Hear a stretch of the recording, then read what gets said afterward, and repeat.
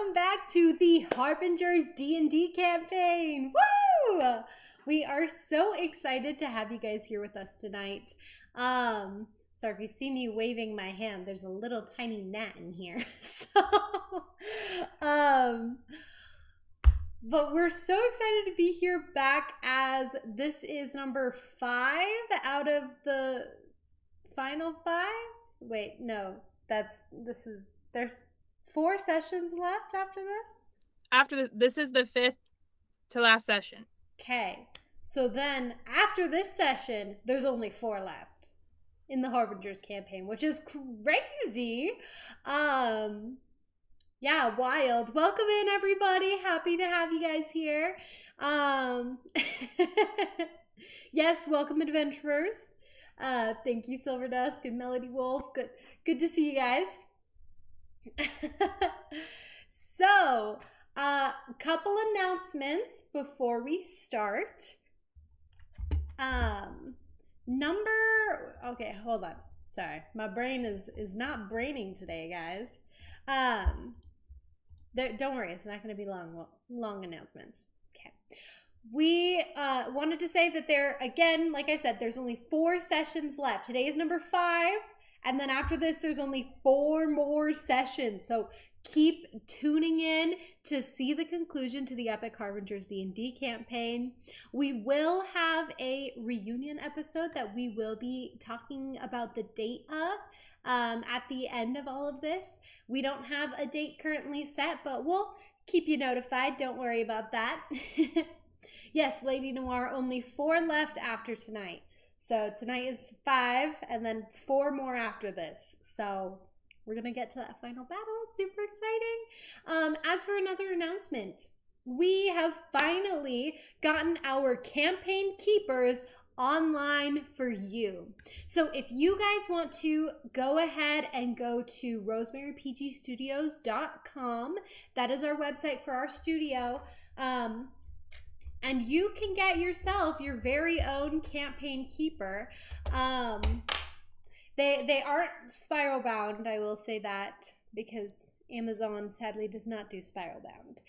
But they are super nice and super effective. There's actually 2 versions on there, which is super exciting.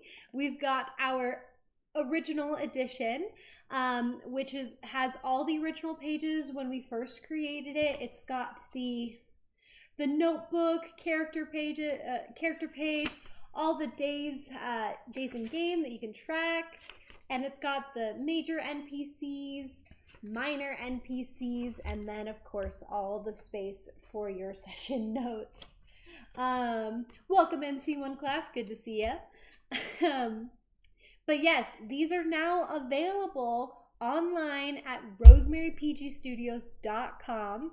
And what you can do is, if you would like to get our 2nd edition version of this, we have a whole slew of new pages added in there, like treasure pages, unique item pages, backstory page, stuff like that. So it's very exciting that these notebooks are finally out, so you guys can go get some. Like I said, rosemarypgstudios.com. It's linked in our YouTube and it's linked in our Twitch. So wherever you guys are, you can find it and you can get yourself a copy. So it's super exciting. We finally have those out. Yeah, we're very excited about those. As for any other announcements, I can't think of anything. We're happy to have you guys here. Sierra, correct me if I'm wrong. I don't think there's anything else. Alrighty. Well, that's pretty easy. That's pretty nice. Well, without further ado, let's get into our recap of last session, and then we're going to jump right into the story right after that. So, Greg, if you would, take it away. Absolutely. So, last session, we had a lot of trying experiences. We had much of our hope tested. We had much of our relationships tested and pressured. We started off our session on a boat, as we usually do, heading towards one of the Harbingers. And as we're flying across the air, we note that we begin descending. There's talk among the crewmates that this place we're going to is well known. And there's rumors going around that as there's a mountain there. And legend says that those who trial themselves against the mountain hear whispers, long forgotten truths, things they're not ready to hear yet. We, knowing we have to do this, we brave the worries and the fears and trust in the Harbinger of knowledge.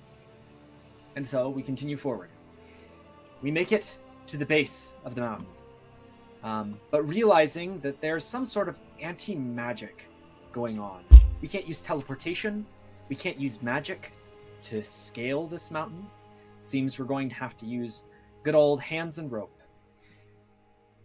And as we're debating on the best way to climb the mountain, we have a small encounter between two of our lovely party members, Douse and Dane.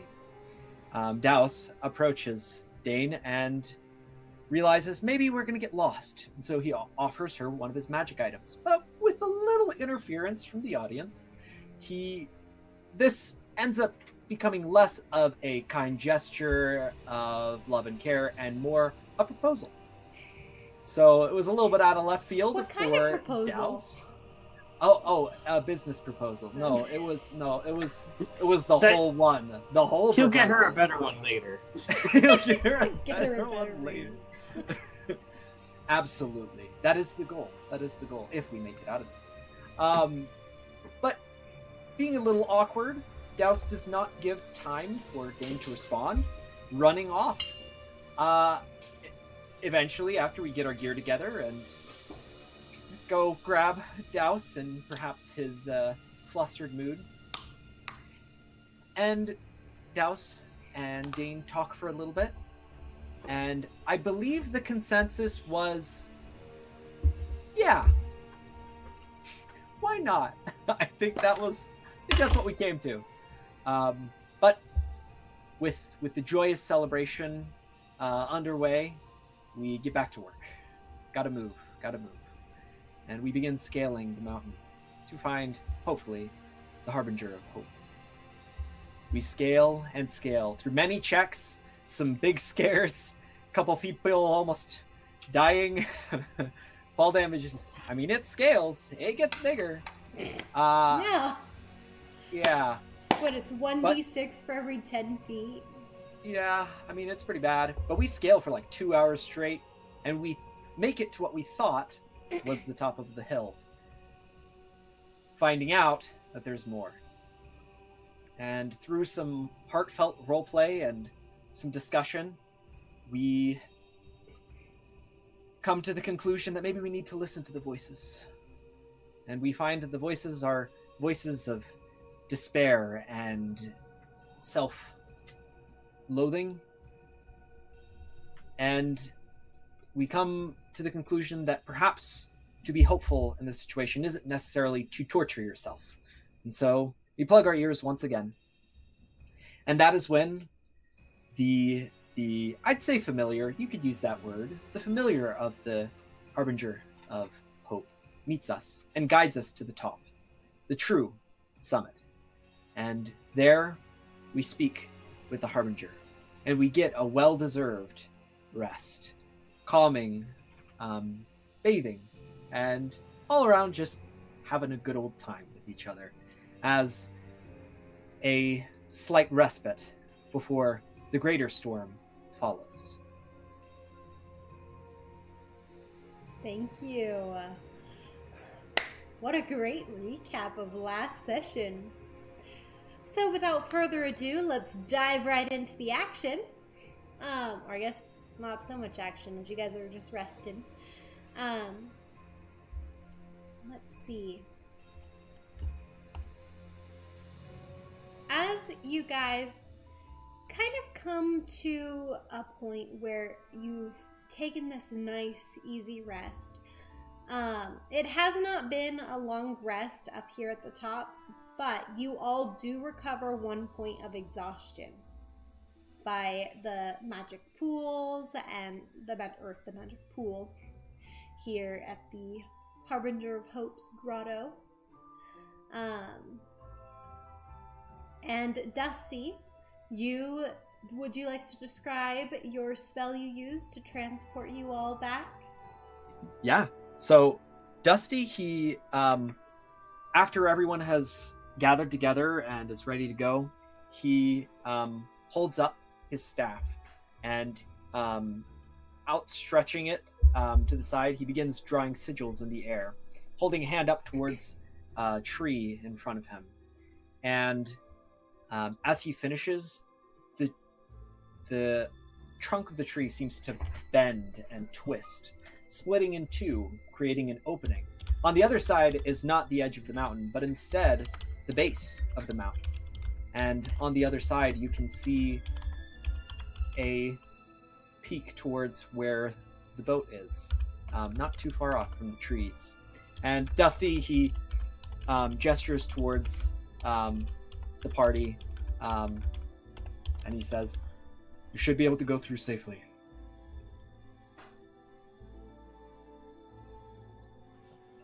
Go to the tree. Nuri's like, I'm out. You don't explode. Oh, good. Why'd I go first?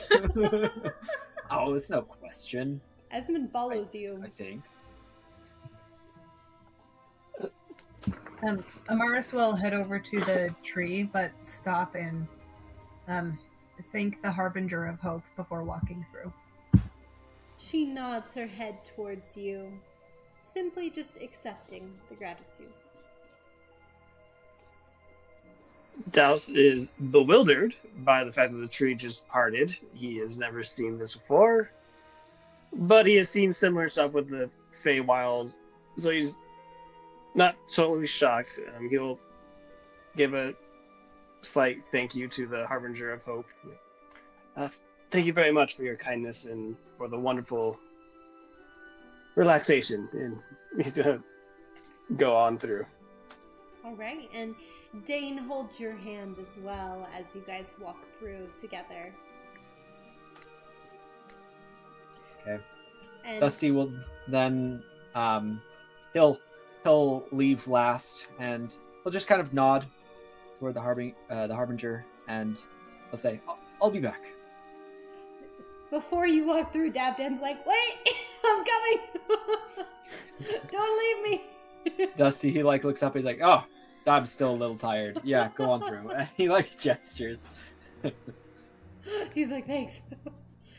Sorry, I was pulling my boots up. That's good. Yeah. And Dusty will follow him through, waving as he goes. All right. And the Harbinger of Hope just nods. Very, very at peace, very content. As you guys make your way back to the boat.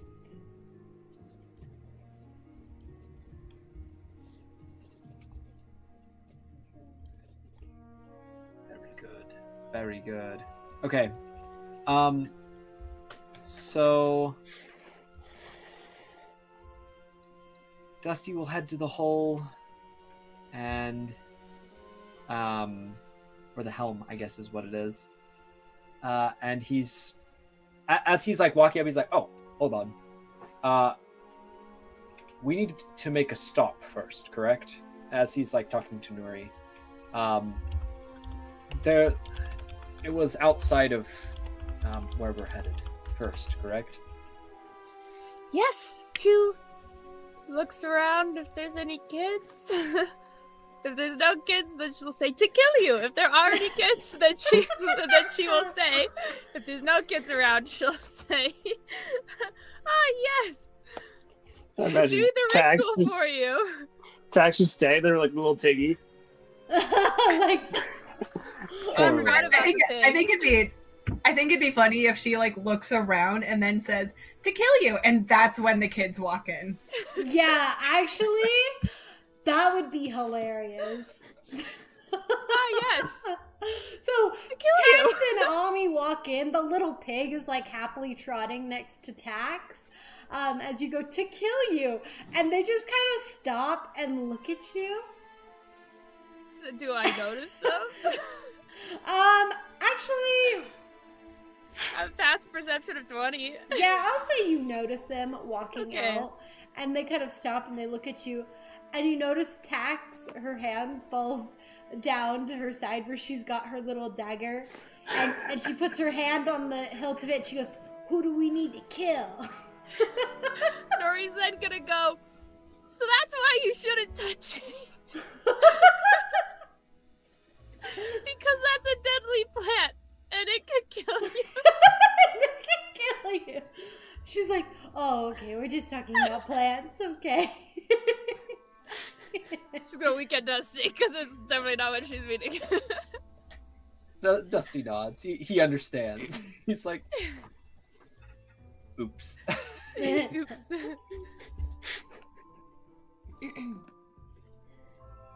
You notice that Amaris's parents actually like head up to the top deck, and they seem to just like they head up over to the prow, just to kind of get some air and overlook the skies.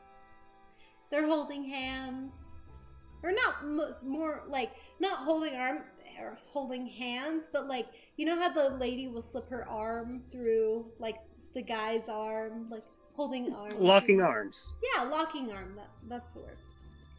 Locking arms as they head over to the prow and just look over the edge.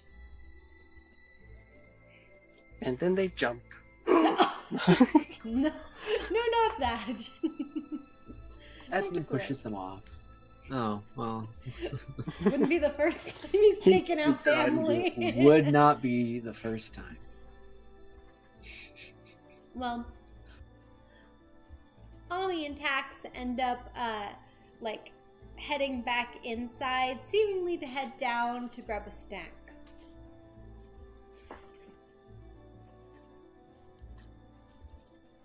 Okay.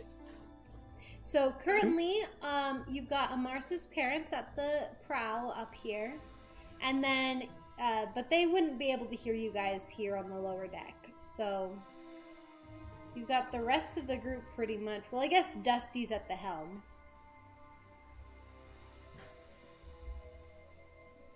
Well, seeing as we're in for a trip, I'll go down and start preparing dinner, lunch, breakfast, one of the meals of the day.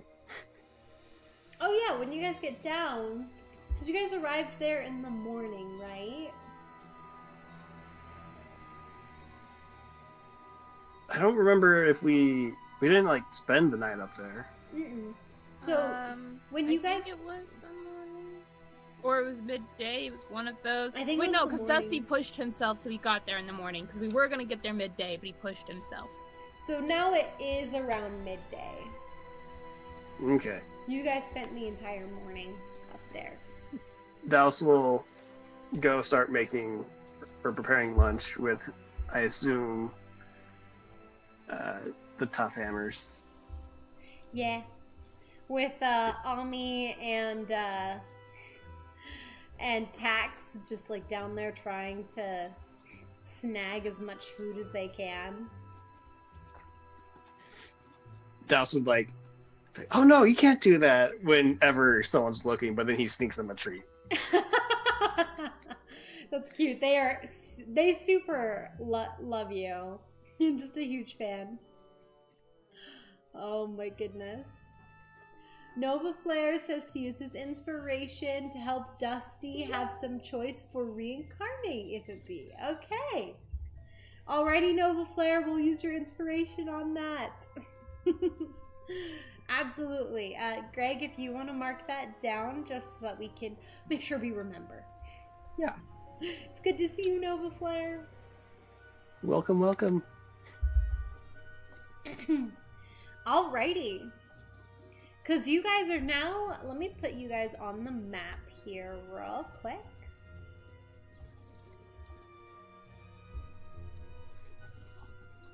Well, I guess I could probably...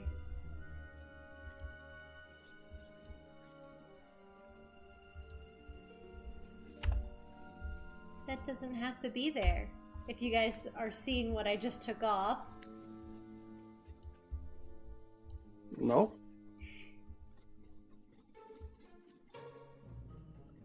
I just took off the mist covering. Oh, would you look at that? That's pretty cool. Yeah, having fun there. Snazzy. Very good. And now that you guys know. Lady Noir, can it be if he doesn't like his choice, he can re-roll for the reincarnation? Oh, yeah. I mean, if we want to use the inspiration for that, then yeah, you can re-roll it. Yeah, cool. Dusty does have a particular race he would choose if he could, but he doesn't really have much choice in that. So it's up to me to use the inspiration for the choice. Oh, I love it. Okay, perfect. So on to the map here real quick. You guys are currently at the Harbinger of Hope here. And you guys are trying to make it from here to Sunshield to Faith.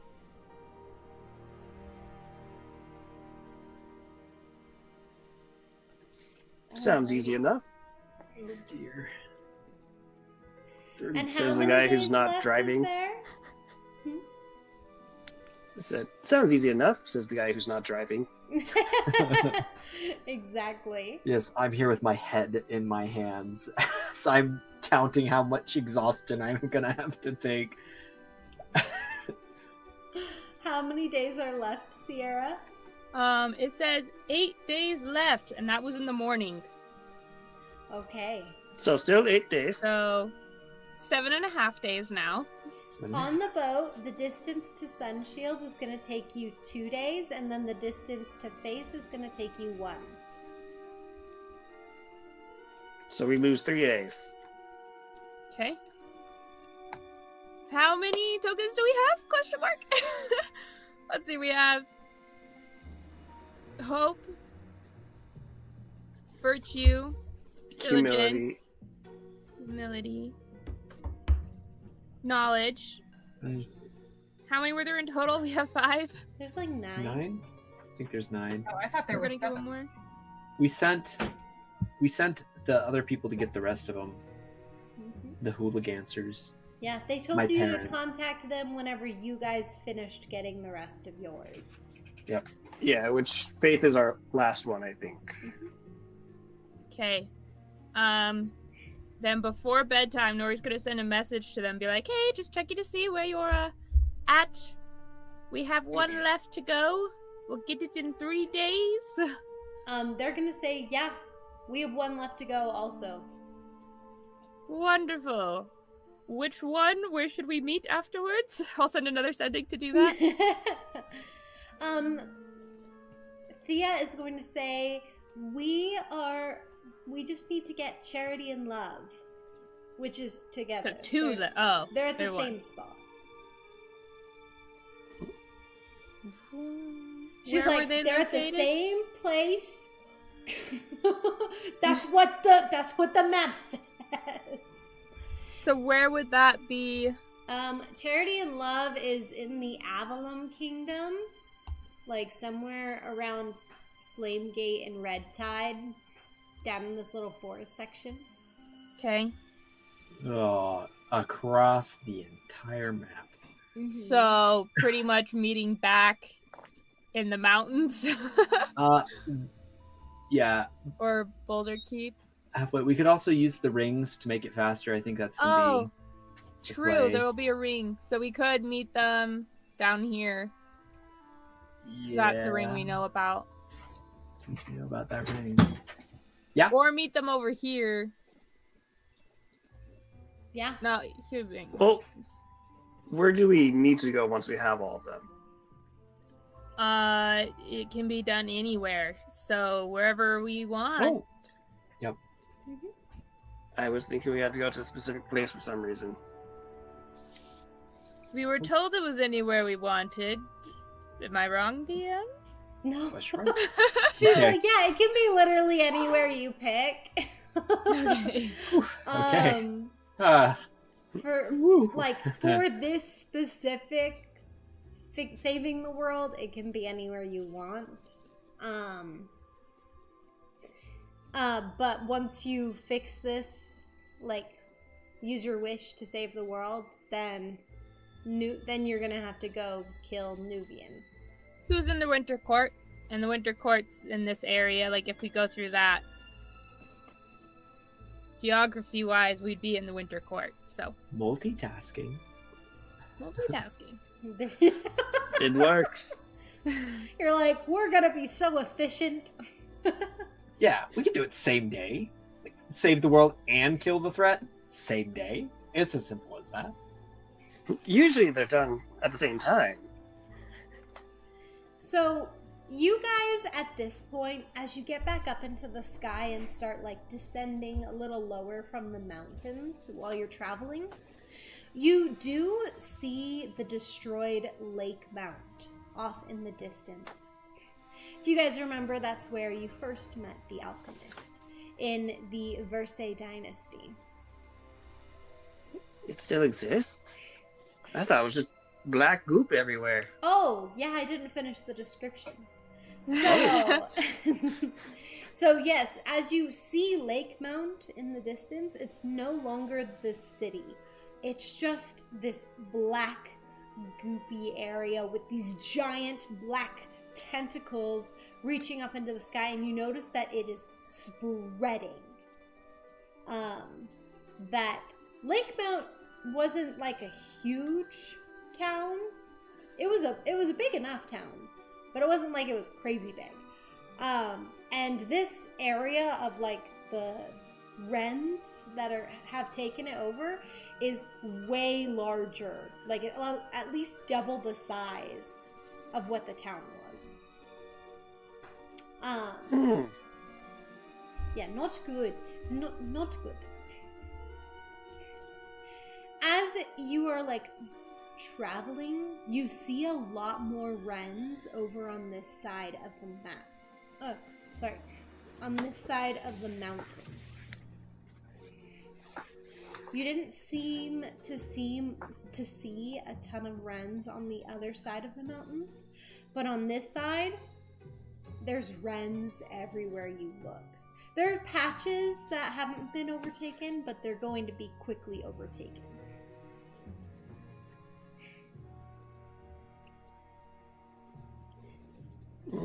Good thing we grabbed the tough hammers. Yes, as you guys are looking out, the tough hammers do also take a moment over this time that you're traveling to take a look, and Girth and Drob seem to share this moment.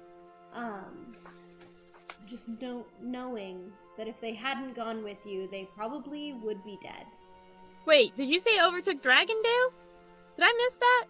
No, not yet, but they were saying that, like, they were overlooking on the side of the ship, seeing how many wrens there were, and they were thinking and sharing Thinking this they moment, would have died. thinking that they probably would have died.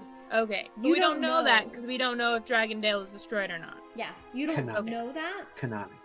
but it's the thought of, like, might happen.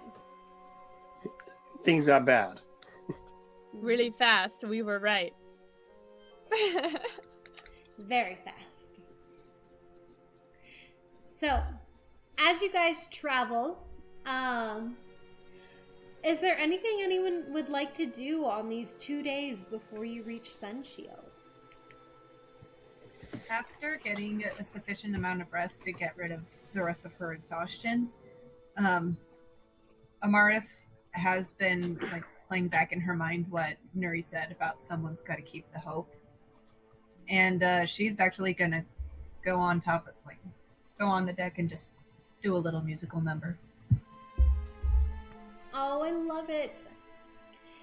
What kind of music are you playing? Like, is it a jovial, upbeat, or is it like a more slow song? Or I think she'll keep it upbeat.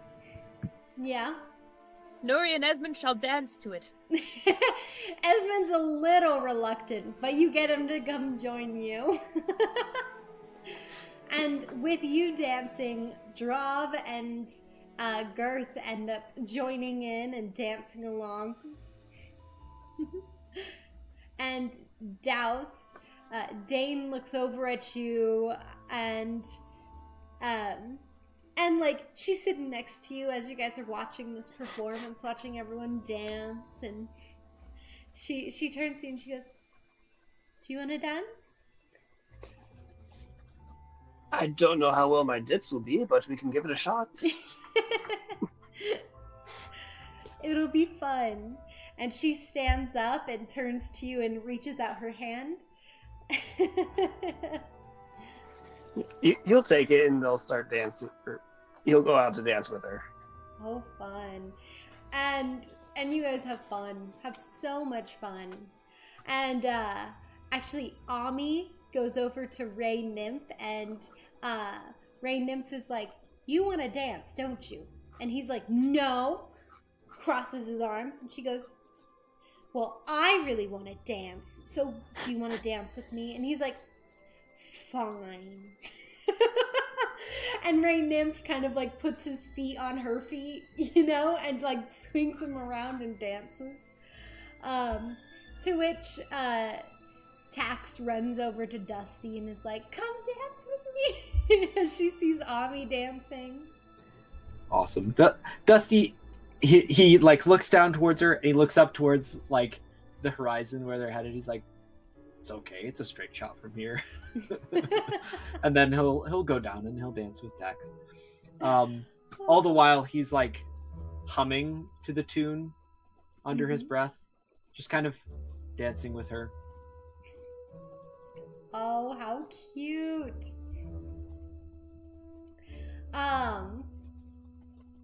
Megan, if you don't already have one, gain a point of inspiration for that. Yay! As you guys all take this moment to just take a breather, take a break from saving the world, and just dance. Throw your cares away. The music, I don't have good music for this. Maybe this one? Oh well. Yeah, sorry guys. As you guys are dancing and having fun. Alrighty. And with that, at the end of those 2 days, you all arrive at Sunshield. And once you get there, you see a very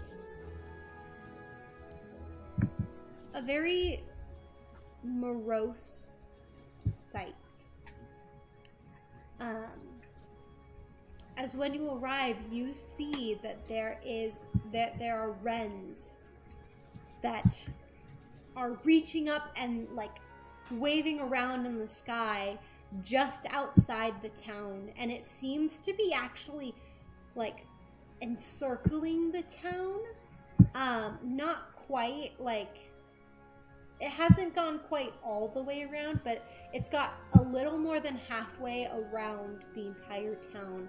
And you notice that as you guys arrive, there are like out of the little section that's still open, people are evacuating. So, to be clear, has it been 2 days then? Yes. 2.5 days, I should say. Yeah, because it'll be midday when you arrive. Oh, okay, so 2 days then. Yeah. Okay. Two days.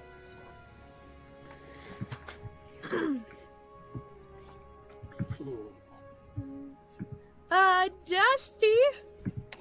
Yeah. How long can you keep your tree spell open for? Let me just double check. To my memory, not very long. It is Oh man. Okay, so it's been 2 full days. Hold on. So that was 2 long rests. 2 long rests? ?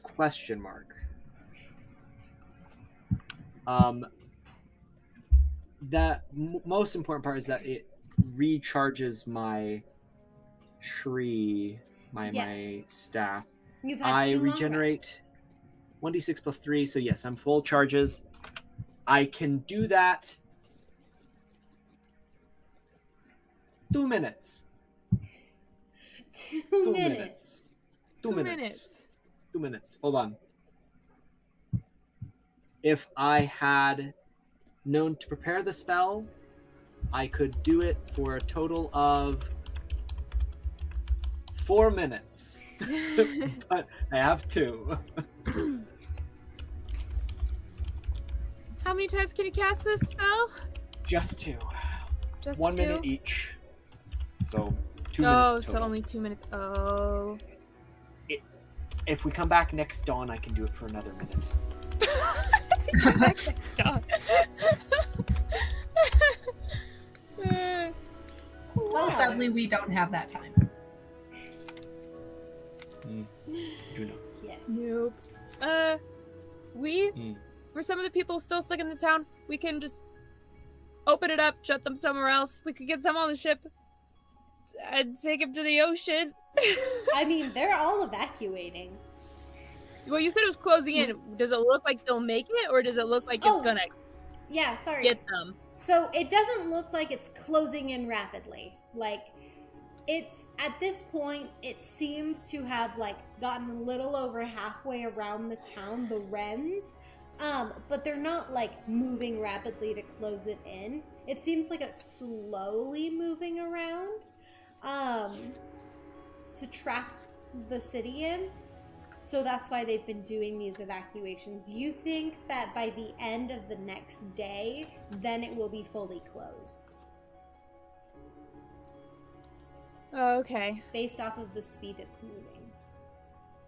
And we didn't need to roll for that info. Ah, We're what's... scientists.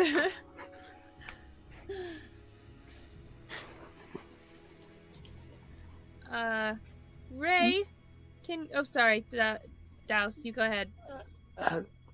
We don't necessarily need to save all of them. Like we were saying, like they should be able to evacuate. But I do feel bad saying that in the sense of I do want to help them. But I mean, if they're able to gather together any particularly weary or injured people, I could make a path for them. It would have to be very quick, but I could do it. we do have only 5 days left. 6 days. 5.5 days, because it's midday. I think Emily said. Yep. So we might can not- spend some time here helping, but we probably should calculate our travel time first. Day to get to Faith. Because it'll take us a day to get to the Maybe half a day.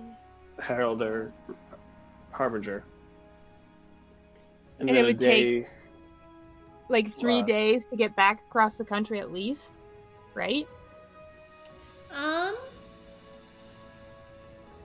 Well, it would take you half a day from Faith to get back to a circle. Oh, that's right. There's circles. I keep The forgetting. toadstool rings.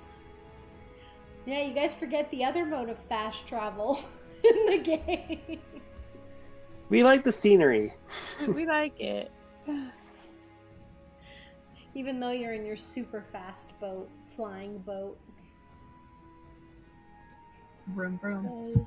Vroom, vroom.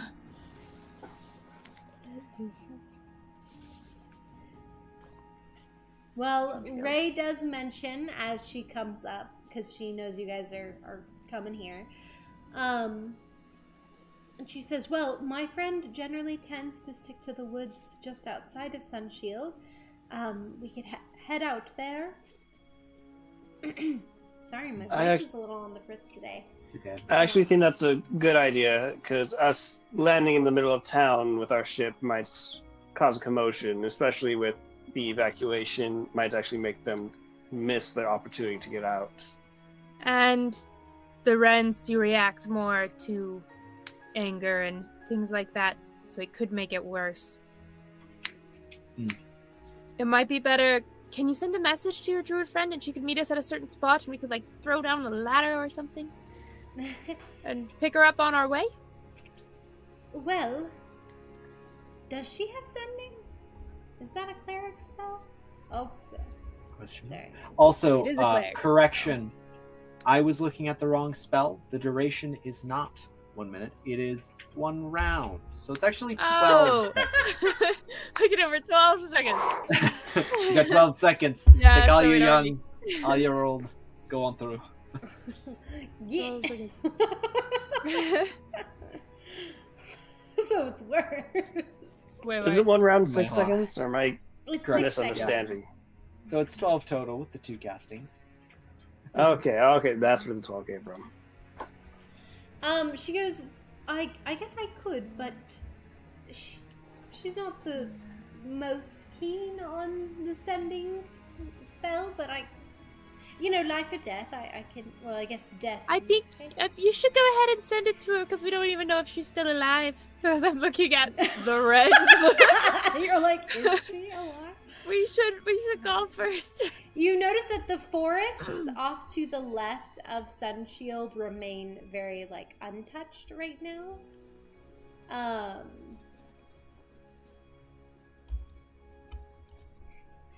And she goes, alrighty,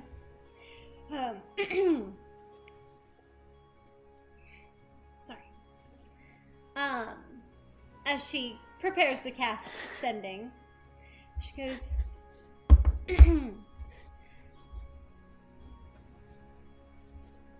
Lydia, hope you're not dead. All good messages need- start that way. I need your help with a reincarnation issue. Nuri's like right there, like listening in. That annoying 3-year-old on the phone. Yeah. She goes, please let me know your location and we'll pick you up. Boat!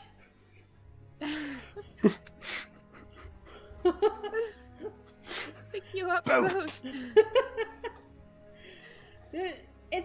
She seems to stand there for a moment before she's like, ah, and then like sits there for a second as she's listening, kind of nodding. She's like, oh, Lydia's fine. If we just head on over, if you could just pull over by those woods over there, there should be a little glen that we could park in, or park's not a word, that we could dock in. Doc. I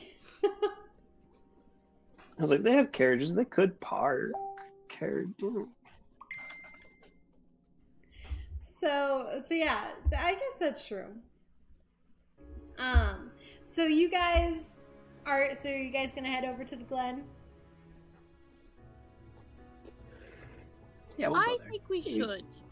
Because we could just make the evacuation worse. Plus, let's be honest. Nuri's kind of like, for the greater good, one town versus the whole world. It's kind of We'll, a we'll be no-brainer. saving more than just that town by getting these pieces together. So. Exactly. Thank you, Dusty. Well, as you pass by all the now refugees, all sadly leaving their homes, crying and sniffling, you head over to the glen. Guilt tripping much? I'm just kidding. As you look at all these soon-to-be corpses, and I am a necromancer. You just go in a wide berth around the... You know, You're like, animate "Look at dead's a it." great spell. Oh my gosh. And you guys go ahead and land in the glen, bringing out the plank that you guys have that goes down. Both of the horses, Trapper and Lucky, decide to kind of tromp on out and eat some fresh grass while they have a minute here. And Ray heads down into this glen. And after a moment, she kind of looks around and she goes, Lydia! Lydia! You notice her tail's kind of like wagging a little bit, her tiefling tail. Ray's like, Lydia!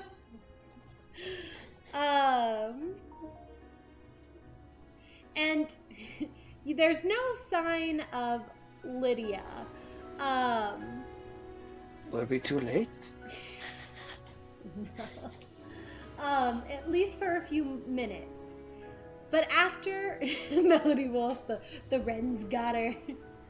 But after a minute or two, you actually see this giant stag coming for Ray. That's like kind of galloping towards her. But you notice that on the back is this woman with this fiery red hair and this green woven cloak of moss. There actually looks to be like a couple birds that are perched on her shoulders as she rides on this stag with the giant six-pronged horns. And as she comes over to Ray, she hops down off the stag and murmurs a couple words to it before turning back to Ray. You see that Ray and Lydia seem to talk for a few minutes before Lydia points towards the ship, and they begin to walk back on. Ray joins you all back onto the boat. Let me bring you guys back there. With the druid Lydia. And Ray turns to you and goes, so this is my druid friend Lydia. And Lydia's, golly good joy to meet ya. She holds out her hand to you guys and she's like, it's so gosh darn good to see some other folks around here, other than, the chipmunks and the birds and the squirrels and the marmots and the raccoons and the skunks and, the owls and the swallows and the falcons and the hawks and the deer and the antelope and the bears. She keeps listing and listing.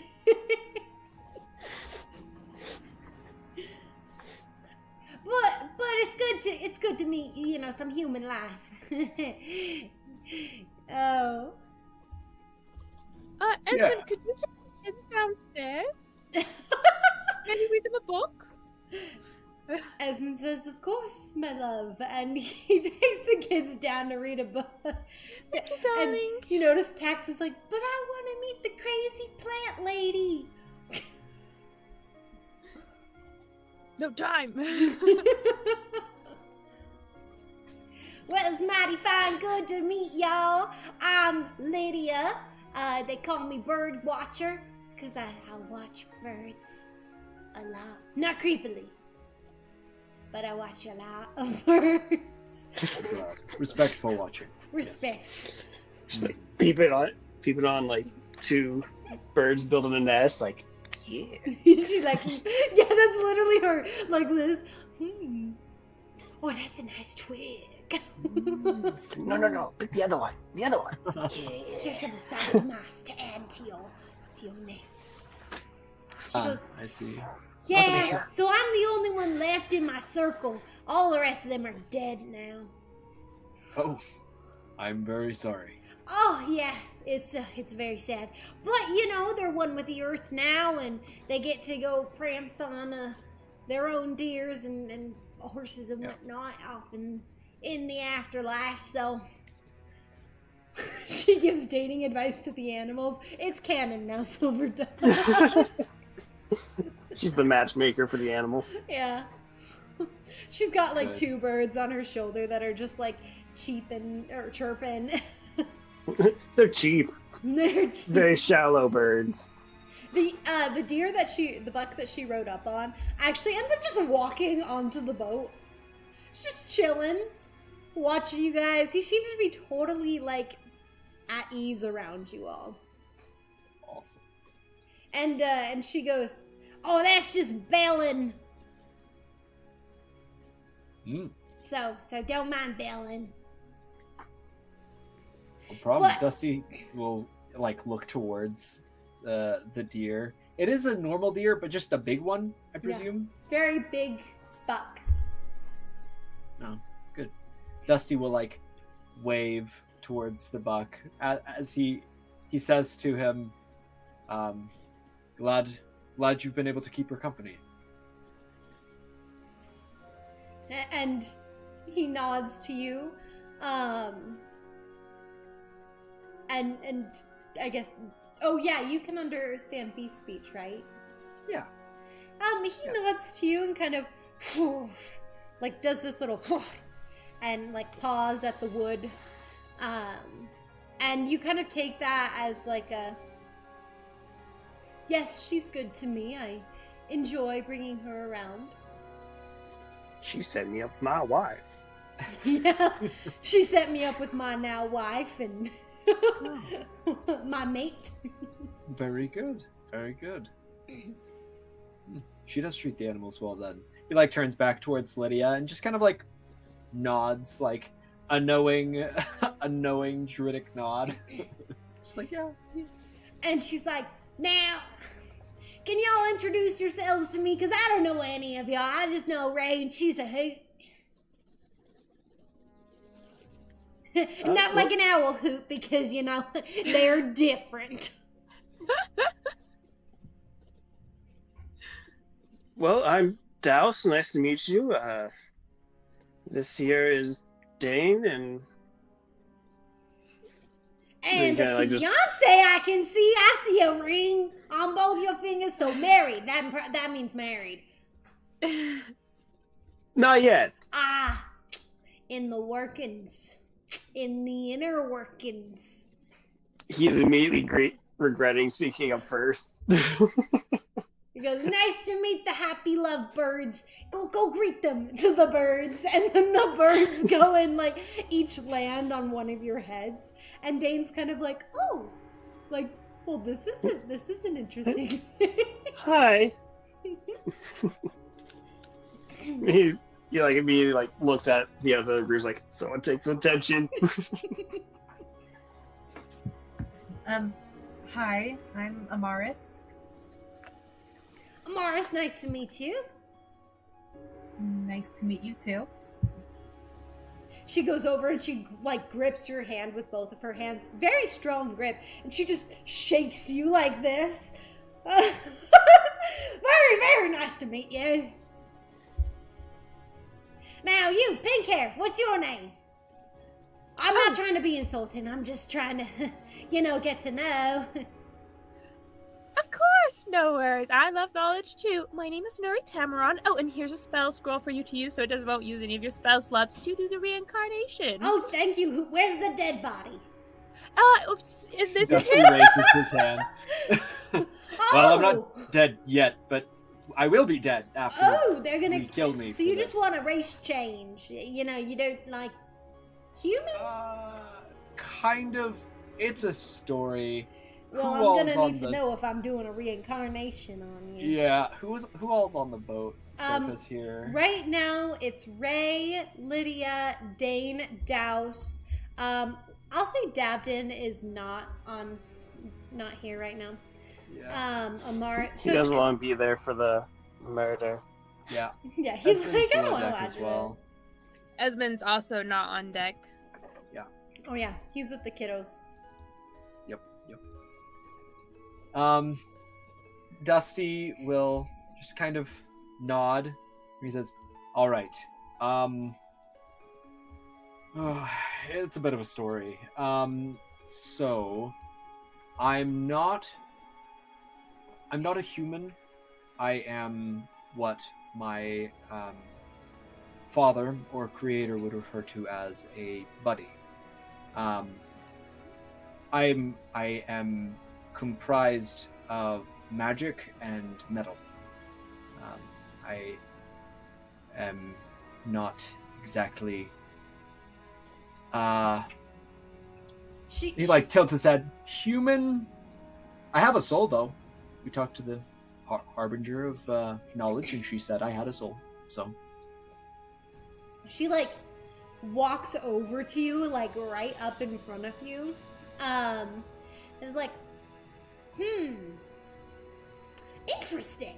And she like kind of pulls down some of your wrappings and like looks at the metal like on your shoulder. He like holds up the wrappings for like out of instinct. He's like, oh, she probably needs to look at that. And then he like pulls it back down. And she's like, thanks.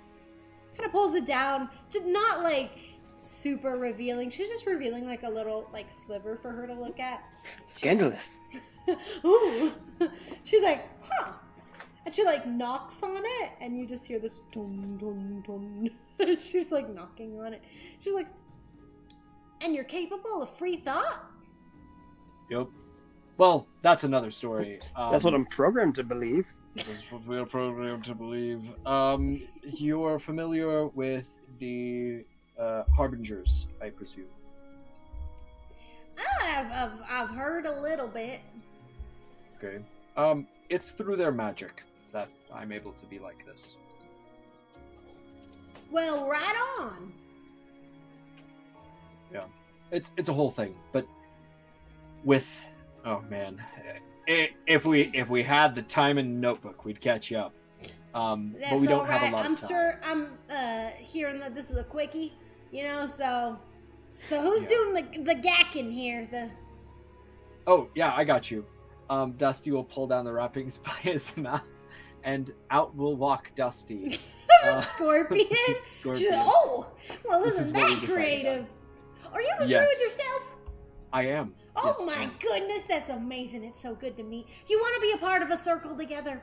I so do miss my circle friends. Huh? I mean, I don't see why not, but we'll work out the details after. Yeah. Oh, also, she is a half elf. I noticed I didn't mention this, but she's a very redneck half elf. Good. And thus a new ship was born, Melody Wall. We They have found a her. proposition. Very good. Yeah. So Dusty, he just kind of like looks around. He's like, actually, there's a couple things I should probably do before this whole thing. It'll be a couple minutes. All right. Well, Has to I go mean, right as well. I've got only a couple minutes before I gotta start evacuating my forest. This spell Yes. does take an hour. I've got a couple hours before I gotta evacuate my forest. Yes. She's got 1 hour and exactly 2 minutes. Exactly that. Hold on. So, what Dusty begins to do is he just kind of like tears off his bandages from his arms, and he kind of goes over towards, well, we'll just say he's above deck, probably up here. He doesn't know where to go. He actually walks around for a little bit, not exactly sure where, like, where should I do this? And you notice that she leans over to Nuri and she goes, "Is he malfunctioning?" No, he's like a dog trying to find a place to lie down and die.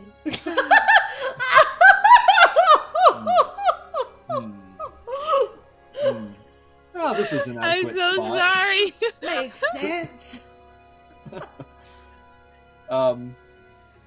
So once Dusty finds an adequate spot, he begins taking the bandages off his arms, and off his torso and up. And which actually reveals that his bronze metallic skin. Which to this point only Douse has seen. Yes, Douse is the only one who's actually seen him completely like this before. But he'll take his outer shirt, which covers underneath a set of shimmering iridescent armor that seems to have the texture of snake scales, to which he meticulously unscrews points and pieces on his armor, which he has made to attach it to his frame, as this is the only way he can actually wear armor. And after taking it off and setting it down, the dust kind of settles around it and around the bandages. And then he begins fiddling with screws and bolts and wires on his chest to open up his chest cavity, where therein sits the token of diligence, that star-shaped green stone. And he, at this point, he like looks at Dusty, his scorpion, and he says basically, well, on the other end of this, I should be the same person. He like holds up two crossed metallic fingers. he holds them. It's like, thank you for joining me, as long as you have.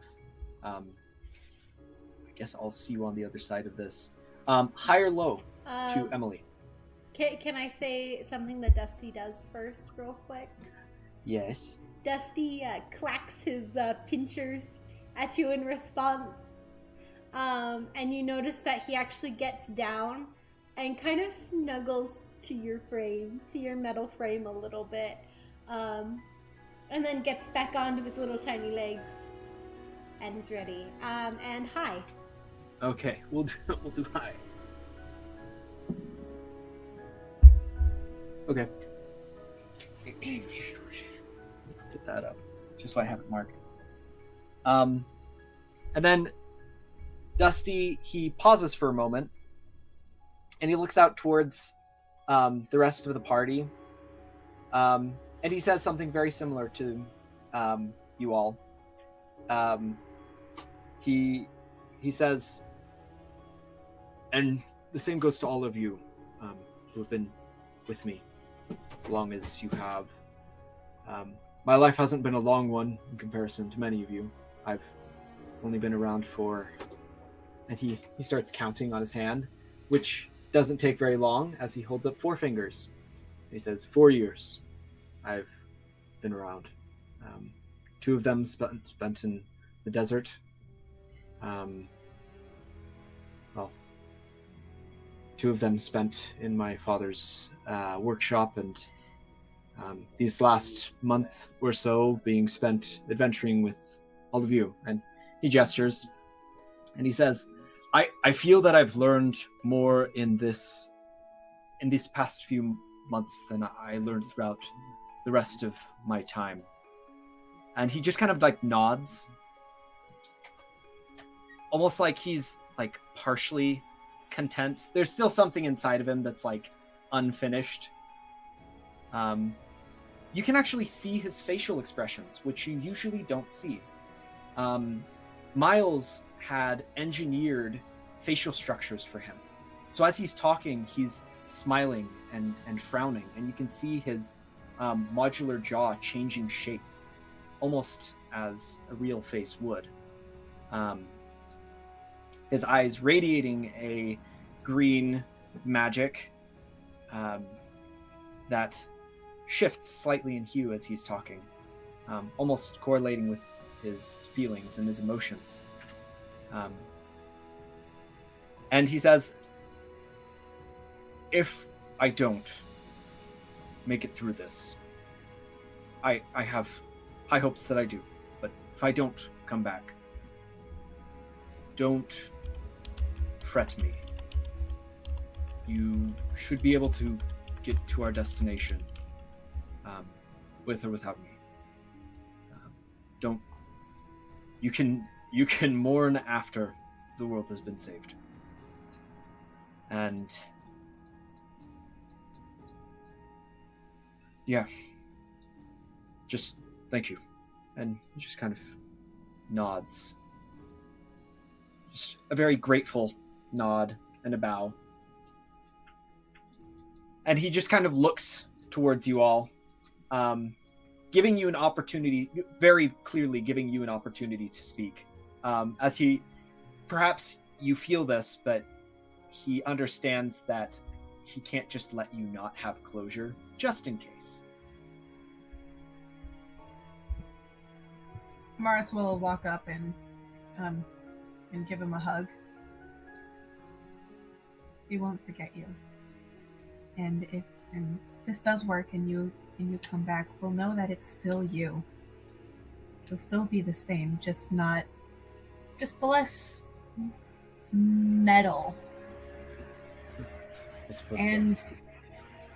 and hey, maybe with a body of flesh and blood, we can properly teach you how to sing.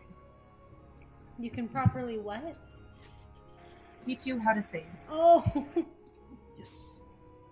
Dusty nods. He says, I look forward to it. Voice modulation was a little bit difficult to get down. I still struggle a little bit, but thank you. And he returns the hug back to you, and he leans outwards, and you can see him smiling as he like lets you go and lets you return.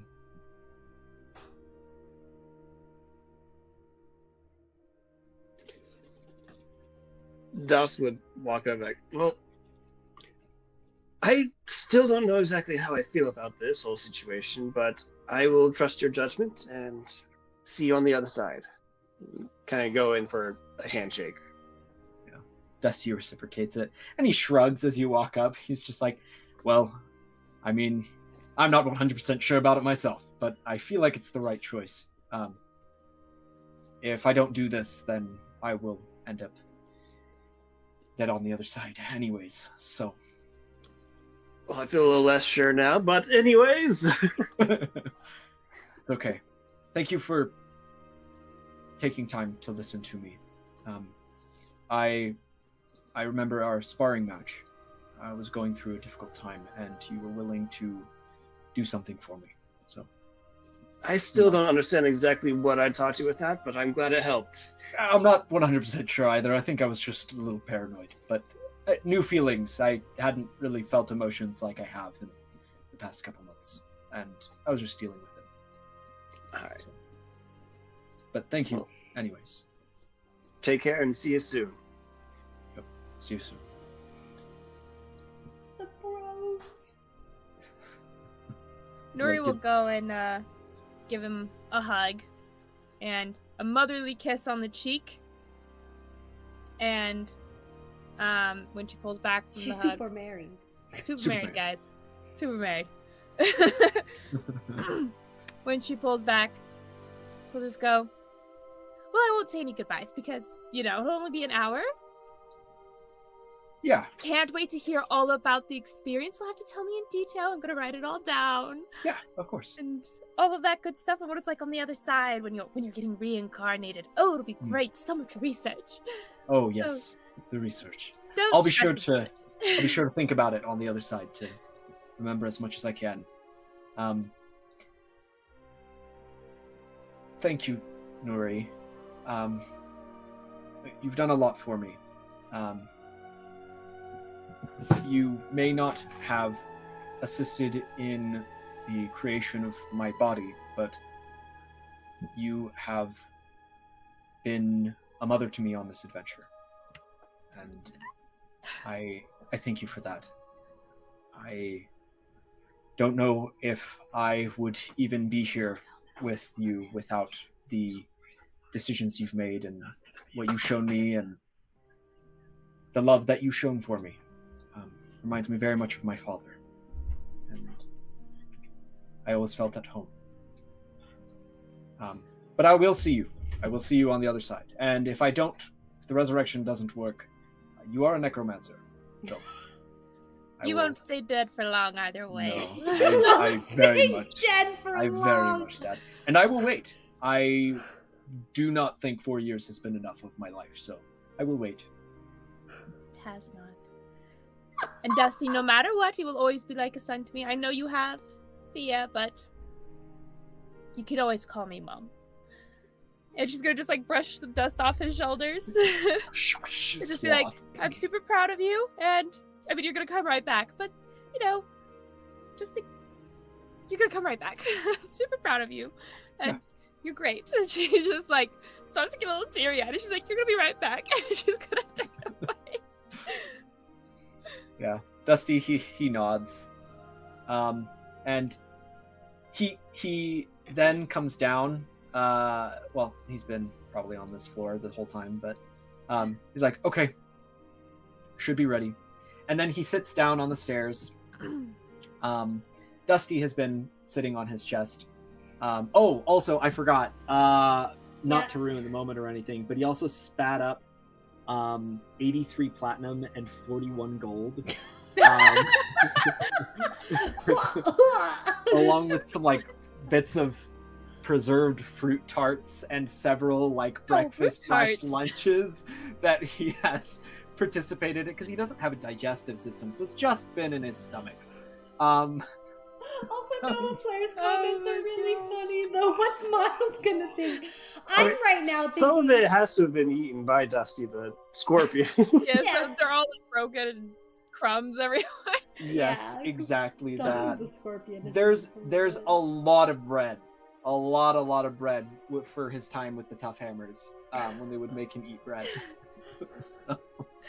Is the food still good, or is it rotten now? It's not good.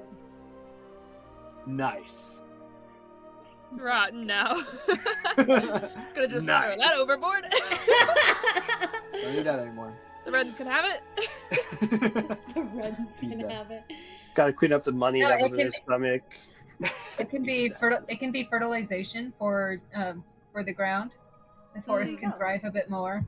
Exactly. So I just gotta point out Nova Flair's comment here, though. Wait, Yep. what will Miles think once he gets back seeing Dusty is alive? And Miles is like, so where's Dusty? Oh, he died. Oh, he died. Yeah, Don't you guys are worry. gonna pull a prank on him. My only thought here is the Tough Hammers are literally on board and no one's telling them about any of this. Downstairs. I'll explain after. And they're gonna be like, huh? I'll explain after. They didn't have the ability to stop me, so I thought they were above deck for the past little bit. So I just now realized. Yeah. No, they're not. It was Amaris' parents were above deck earlier, but they aren't there right now. Yep. Okay. Okay. This will be fun. So Lydia yeah. is like, all right, well, I need you to lay back. Yep. Who's gonna, do the stabby stab? Yeah. He gestures again to Dusty. The scorpion. He's gonna it's stabby like, stab. Well, I'll just instruct him how to remove my core, and then I will die. All right, well, if you need a comfort animal during the time, she pulls a little bunny rabbit out of, like, a cage on, like... Oh, no! Oh, no! Dusty... No! She pulls out a rabbit? Yeah, she pulls out a rabbit. She's like, here's a little comfort animal for you. Nuri's gonna be like, no! High or low as she pulls out a rabbit. Changes his mind, closes up. Never mind. I don't think I want to die anymore. Low. All right, let's roll for it. Oh, so almost as a knee-jerk reaction, his leg kicks up and like tries to hit the rabbit. All right. Get it away from him as his like arms like retract and he like kicks at it. Nova Flair, please let Dusty become a Haragon. That would be awful. I look in the mirror, pure horror enters his heart. Oh no, I can't believe it. I need you to Do the spell again! I need you to make a dexterity check for me, not a saving throw. Just roll a d20 and add your dex to it. Audience, this is another one of the roles that if you have a point of audience inspiration, you can affect if you'd like.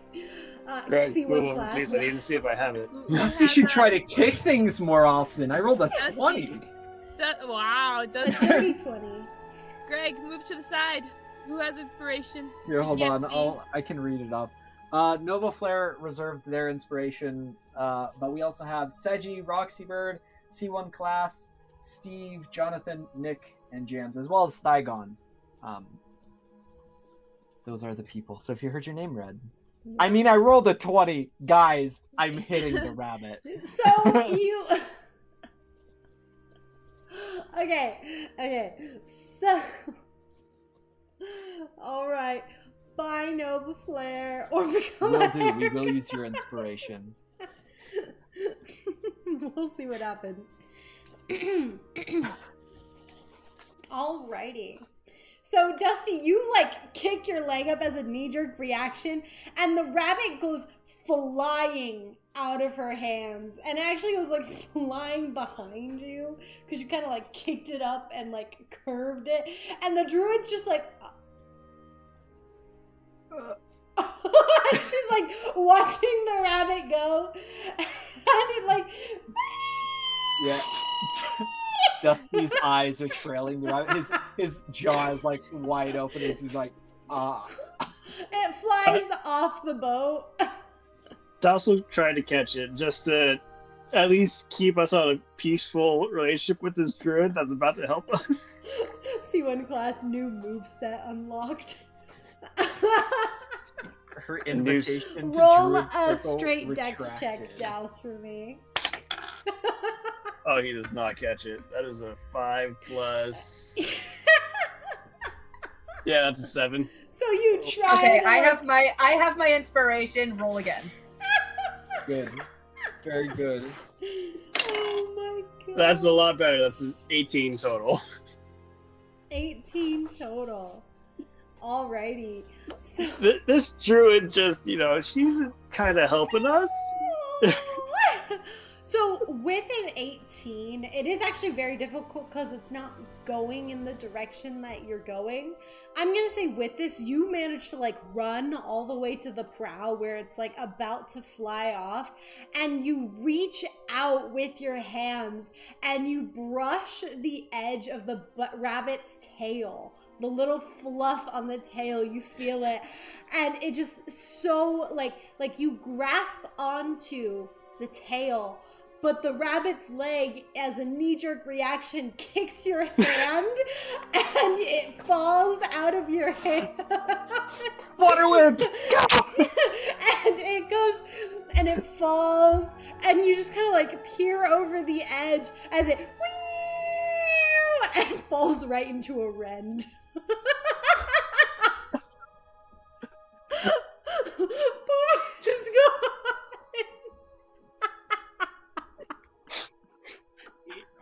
It is gone. I deleted it. You deleted the rabbit. It's not my fault. It's not my fault. It's not your fault. Dusty's just sitting there for a second. He's just I'm really sorry. I have a really big fear of rabbits, and it just kind of happened.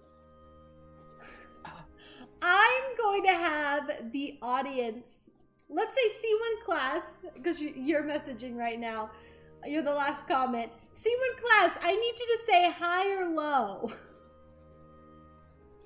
Dallas just slowly turns I almost had him. Oh no, Sierra. I need to add her back on. There's Sierra. Low is what he said. Alrighty. Oof. It was high. So this is where she pulls out a second one. High or low? No, just kidding.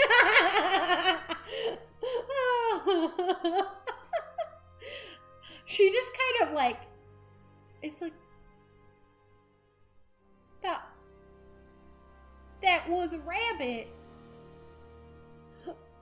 A cute, fluffy rabbit Yes, it that was you a rabbit. booted into non-existence in the Wrens. I did. I'm sorry. That rabbit was a mother of 16. It's even worse now. Well, That rabbit had diabetes. No. It was missing one paw. So he did it a favor. Just kidding. Oh my gosh. And the and she just goes, she takes a deep breath. Whew, and the birds come fly back over onto her shoulder and they start chirping, and she just takes a deep breath and goes, there's loads more rabbits in the world.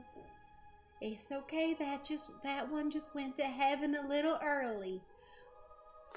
We know there's at least 16 more. 16 more!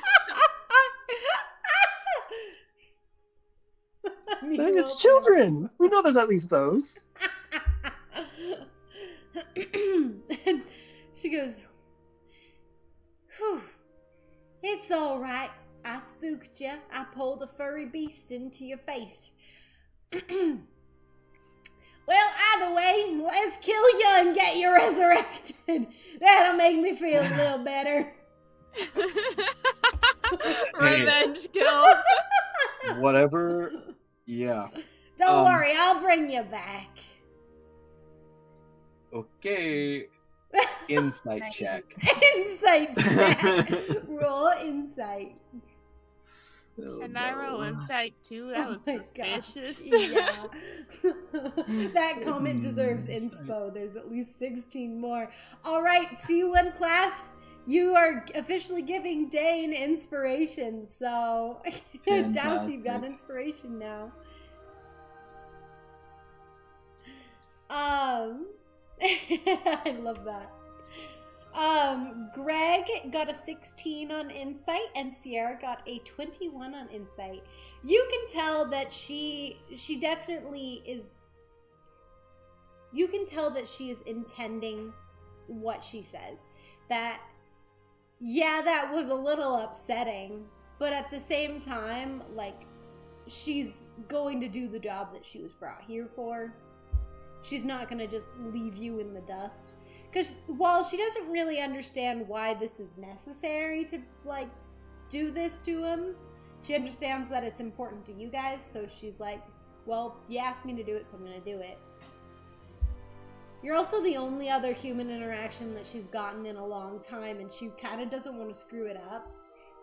Oh, that's so sad. Khan's excited to make friends. Friends kill pet. Oh no. Oh, no. And she's like, well, I at least want to be remembered as the nice person, so maybe they'll come meet me again. Oh, that's so sad. She's got a bad case of people pleasing. Yeah. She's no. a really bad people pleaser. Oh.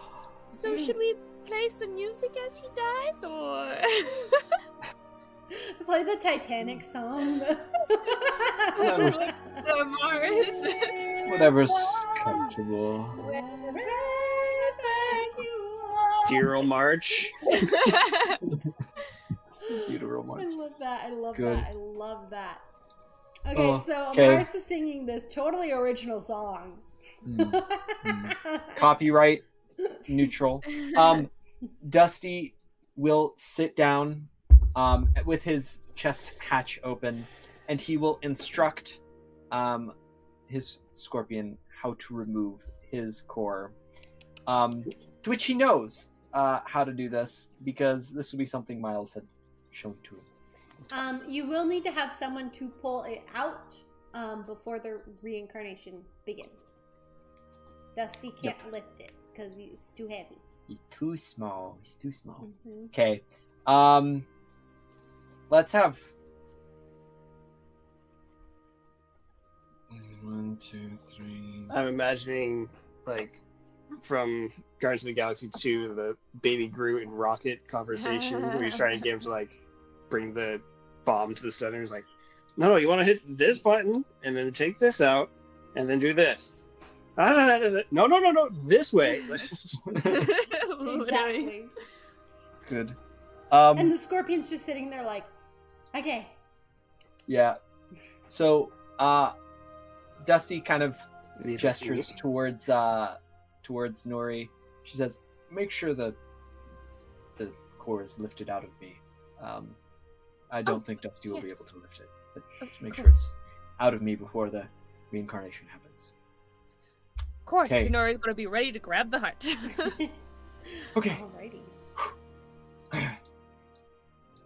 All right. Dusty kind of like gives you all one last smile as he just kind of like lays back into the steps. And he's like, "Okay, go ahead, Dusty."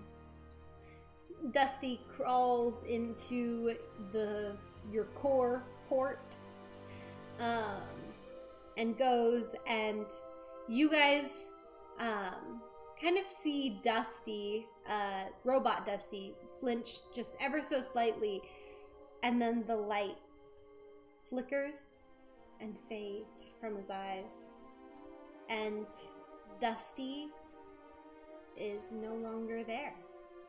I take the heart out. You're like, and I grab it. This is Can now just I grab it? Yes. Okay. You reach in, and it's not like hot or anything. It's just like the Okay. other tokens. Nice. Alrighty. Any guesses as to what happens next? I don't know. I'm pretty sure he died, though. Let me just double check my math. Yeah, he did. He did. Alrighty. So now, as the next hour begins, as Lydia begins to cast the reincarnation spell. So you touch a dead humanoid or piece of a dead humanoid, provided that the creature's been dead no longer than 10 days. The spell forms a new adult body for it and then calls the soul to enter that body. If the target soul isn't free or willing to do so, the spell fails. Okay. So she does instruct that before she does this, or she's gonna get started on it, but she's like, all right, one of you guys are gonna need to bring a big sheet over here for once you start, seeing certain spots getting made, cover him. Nobody wants to see that. I got it. Good. Also, she has the spell scroll, so if it does require any material, it covers that. Okay. All right. Yes. So she's gonna use a spell scroll for it. See when Classy's gonna go high five Rabbit before he comes back. And for you guys, the reincarnation seems to be going well as she begins to utter the incantation. Her hands cupped around Dusty's head, as she begins to speak. There is this like tight breeze, not like a tornado, but a breeze that seems to be spinning around her and Dusty's body. And you notice that a couple leaves get picked up in the breeze and swirl around with it. As she begins to, or as she continues to speak and mutter, you see her actually, like, she takes this bit, or not taking, but she has her hands on Dusty's head, and after about 5-ish minutes of muttering over him, she actually removes her hands from his head and sets her hands off to the side of his head, but still in like the position as if she was gripping his head. And this is where the wind begins to become a lot faster, picking up more leaves, as it seems like what's happening inside is getting concealed. So you don't see too much of what happens as the body starts to form beneath her hands, with the head in where her hands are, cradling his head. And before we get to the reincarnation roll, we're gonna go into Dusty's mind. As Dusty, you awake on the hillside, actually. Hey, I know this place. Yeah. Dusty's been here Once? Twice? once, maybe twice. Once, I remember. Once the king. while trying to herd basically a bunch of cats. That was the cat herding. Yeah, the Yes, cat that herding, was right? And yes, classic. even class, we live for the suspense. But yes, you appear on the hillside, yet you actually feel no, like, intense pull either way to the light or the dark. You definitely, like, feel a pull towards the light, but it's not fully there. You feel like you could not go through to the light if you tried right now. Greg, you good? Yes. I cast Mold Earth. Does it work? On the hillside? Yes. No. Is there grass? Yes. Okay, I cast Druidcraft on the grass to try and make it grow a little bit. Do I have access to my spells? No, unfortunately. Oh, that's so unfortunate. Dusty, he goes, okay, well, let's just hope nothing bad happens and nothing approaches me while I'm here. Remembering that, you know, there have been many a time where spirits have not come back from resurrection spells and have ended up in comas, and or have had... There's a lot of things that could go wrong in his mind.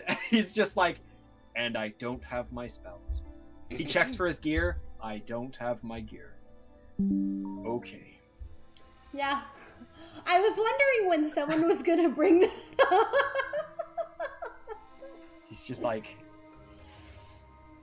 let's just hope nothing bad happens. At least I'm not tired.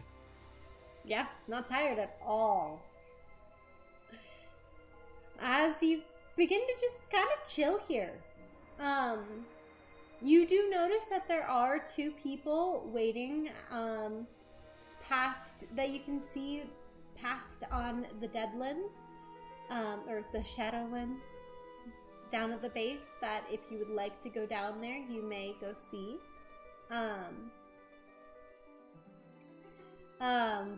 But otherwise, you can also just chill where you are.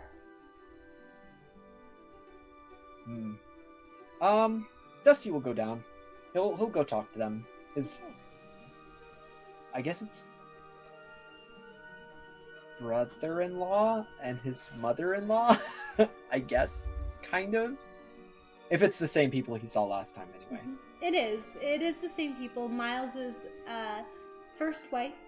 Well, I guess only wife currently. His first love, and his son. And they're just waiting there as you head down, and the son waves at you with a big grin. He's like, "Are you joining us today?" And No, not today. the mom's like, "That's okay. We had hoped it would take a while for you to join us. You know, that you would live a long life, so it's good to know that this isn't the end. I am curious, what, just here to visit?" I figure.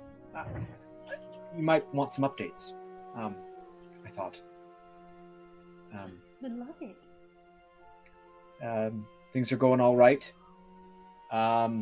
World's kind of going crazy a little bit. Oh, when is it not? Yes. Very crazy. We're talking fate of the end of the world type thing. Oh. Yeah, it is a lot. Well, how's Miles doing? He's doing well.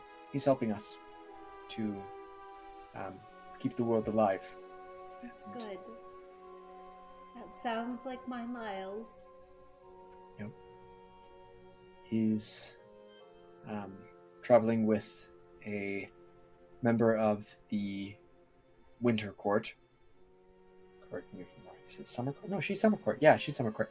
Member of the Summer Court, an elf. Theoliodon. And they are going to gather some magical items to bring together to get enough power to be able to reverse the poison on the world.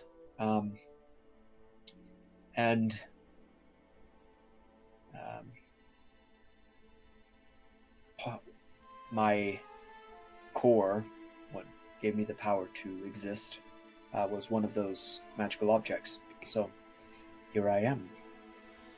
But I should be getting a new body. Oh, one of those druidic spells. Correct.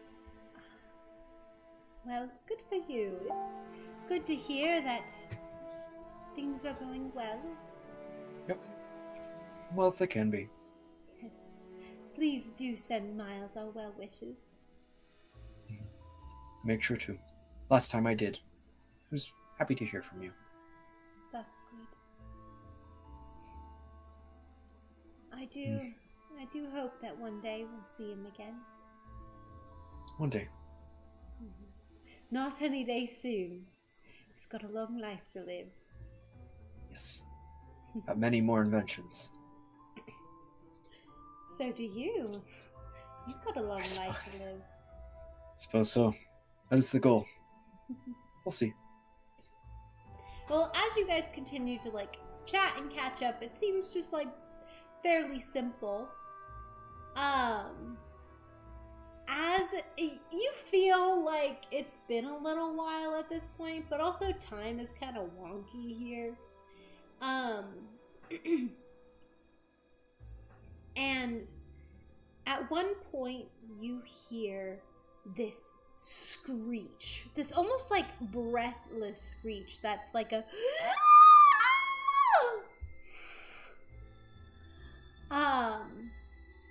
and you notice that Miles's wife and his son kind of tense up at that.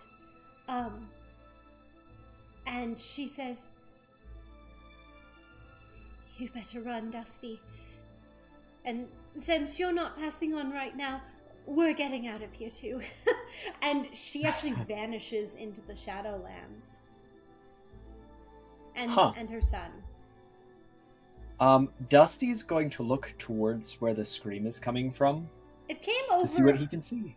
Yeah, it came over from so you know the hillside. The hillside that at the top of the hill there's this bright light. Blinding light. And then the hill curves and goes down, and at the base of the cliff is the Shadowlands with the little half wall with the archways across it. Now this hill extends as long as the eye can see in either direction, with the same setup throughout it. Down on one end, a little ways away from you, you heard this screech. And you turn your head to see this dark, shadowy figure with glowing red eyes. And he seems to be riding atop a dark, shadowy horse with glowing red eyes as well. As he...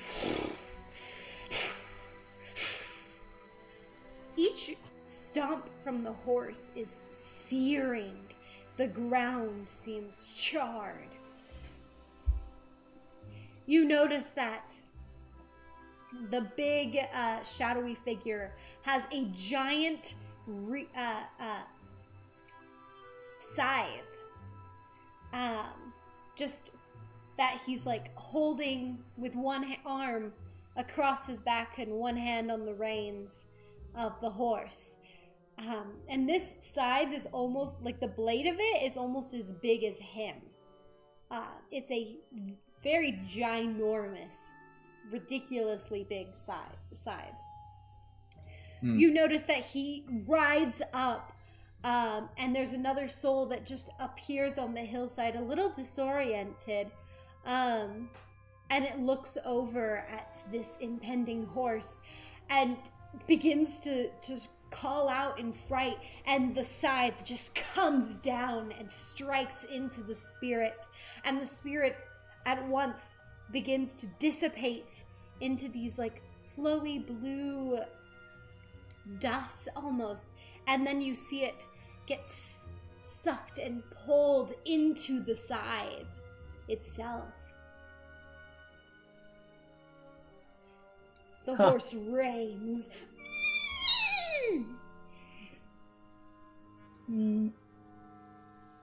Yeah, Dusty's probably going to try to avoid that.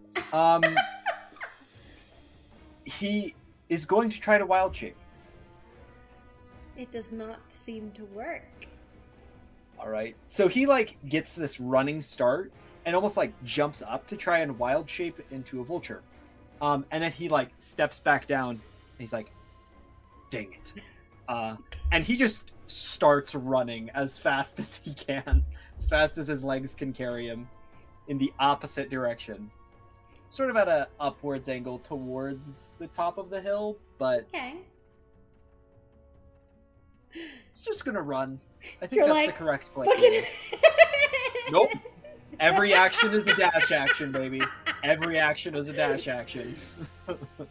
You notice that he is still a bit of a distance away from you. There's a couple other souls in between you and him, but he is definitely coming in your direction.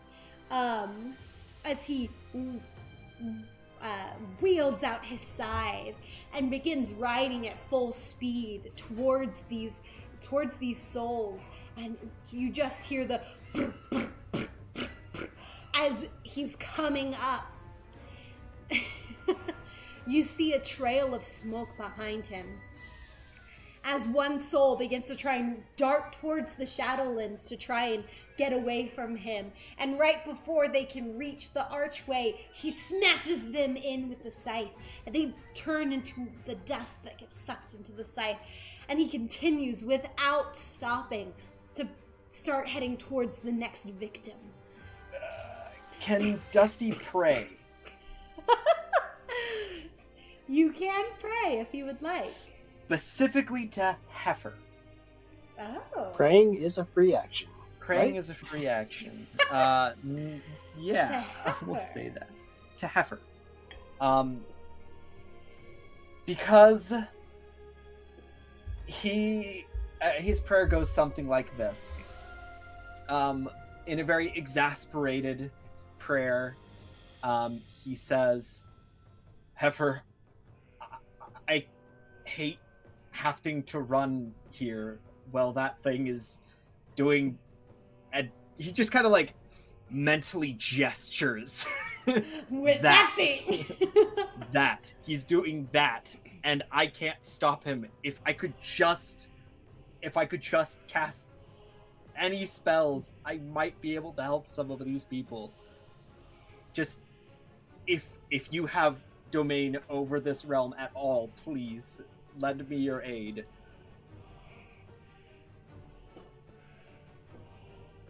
You don't seem to feel anything once you complete your prayer. But you can continue to run.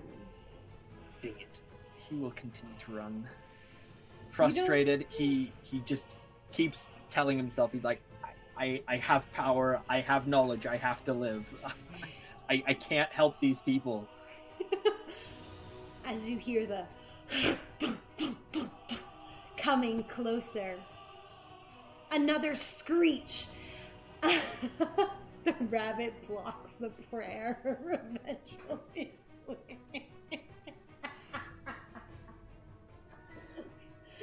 Melody will... You're making me Making me lose the vibe.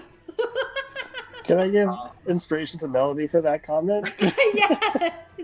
Yes. You can give Very good. inspiration to Melody Wolf. Yep, it works. She doesn't have inspiration yet. So Melody Wolf, you have inspiration. Dusty, you see a rabbit running past. Show off. It's brrr. As the horseman again continues riding, you hear a woman's voice screech out as the scythe catches her as well. You are running and booking it towards the light. At this point, you actually make it to the blinding light. You try to go through, but you actually reach a point where there's like a wall. Like you can't go through.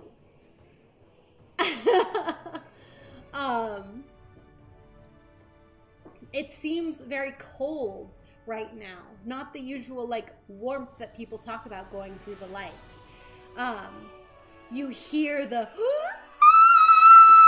again of the horseman as he continues coming closer. Well, there's only one thing to do. He keeps running. He's gonna follow like the edge of the cliff. He's like, it's better for me to not die than be stumped at this resurrection thing. If it's not working, it's not working. I'll get back somehow. Roll a dexterity check for me, okay? And if anyone would like to give him... I know Nova Flare's using his specifically on the reincarnation. So if anyone would like to give their inspiration to Dusty, they can. 19. You could also invoke disadvantage if you'd prefer. Giving him disadvantage. Thygon says inspiration to Dusty. Alright, you do get advantage. Alright. Okay, it's 19. 19, okay. Oh, man. You continue running and you seem to get this burst of energy. And you feel like you're running faster. It could be from your prayer, but you don't know. As you continue booking it.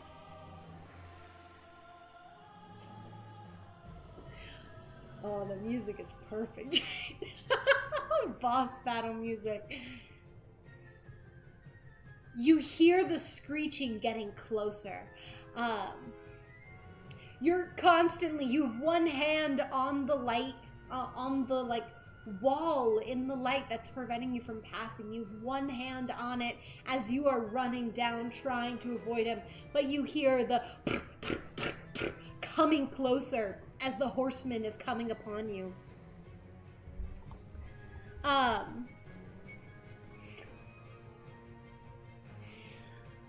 You hear that screech, that unearthly screech once more, and you feel a shadow above you. You look behind to see this shadowed figure looking down on you. You feel caught in your tracks, stuck in where you are as the scythe lifts up. And he swings down to strike at you, and you feel your hand push through the wall of the light, and you topple into it right as the scythe is about to strike you. And suddenly, you wake up. Your eyes blink open. I need you to roll a D100 for me. Oh, with advantage. I'll roll 2 sets of D100. Mm-hmm. Okay. Yeah, roll 2 sets of D100s. Yes! You got a 1 and a 23. So let's see, what did you roll? So that would be either Dragonborn or Dark Elf. Yeah. Is there one you particularly would like? I could not have been more happy with these rolls. Okay. You got what you wanted. I did get what I wanted. Actually, there were two I was hoping for. There was one that Dusty would want, and then there was one that I would want as a player. And I got the one that I would want as a player. So, I don't have the stats for his height and stuff. This is so exciting. I'll have to roll all new stuff. This is crazy, Well, guys. Dusty, let me give you a little description real quick. You wake up to the light from the sun just kind of blinding you temporarily. You feel as if there is a cloth draped over you, covering your lower half. But will you please describe to us what your character looks like? Awesome. So, Dusty's eyes open. There are a piercing emerald green. And as he blinks, his bronze scales shimmer in the light, very similar to how his metallic body shown before. These, a lot more clean, less battle-worn, not a scratch on them. Unlike his metal frame, which has been battered and torn, cuts mixed in with the smooth metal. He sort of reaches up a claw to rub at his eyes, and he like almost cuts his eyelid as he like looks towards his claws, and he's like, "Oh, that's a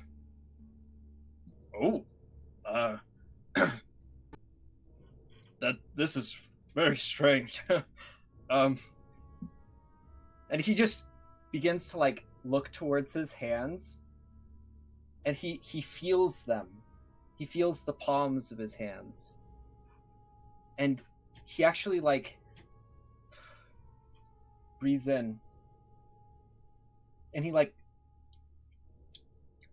tastes the air.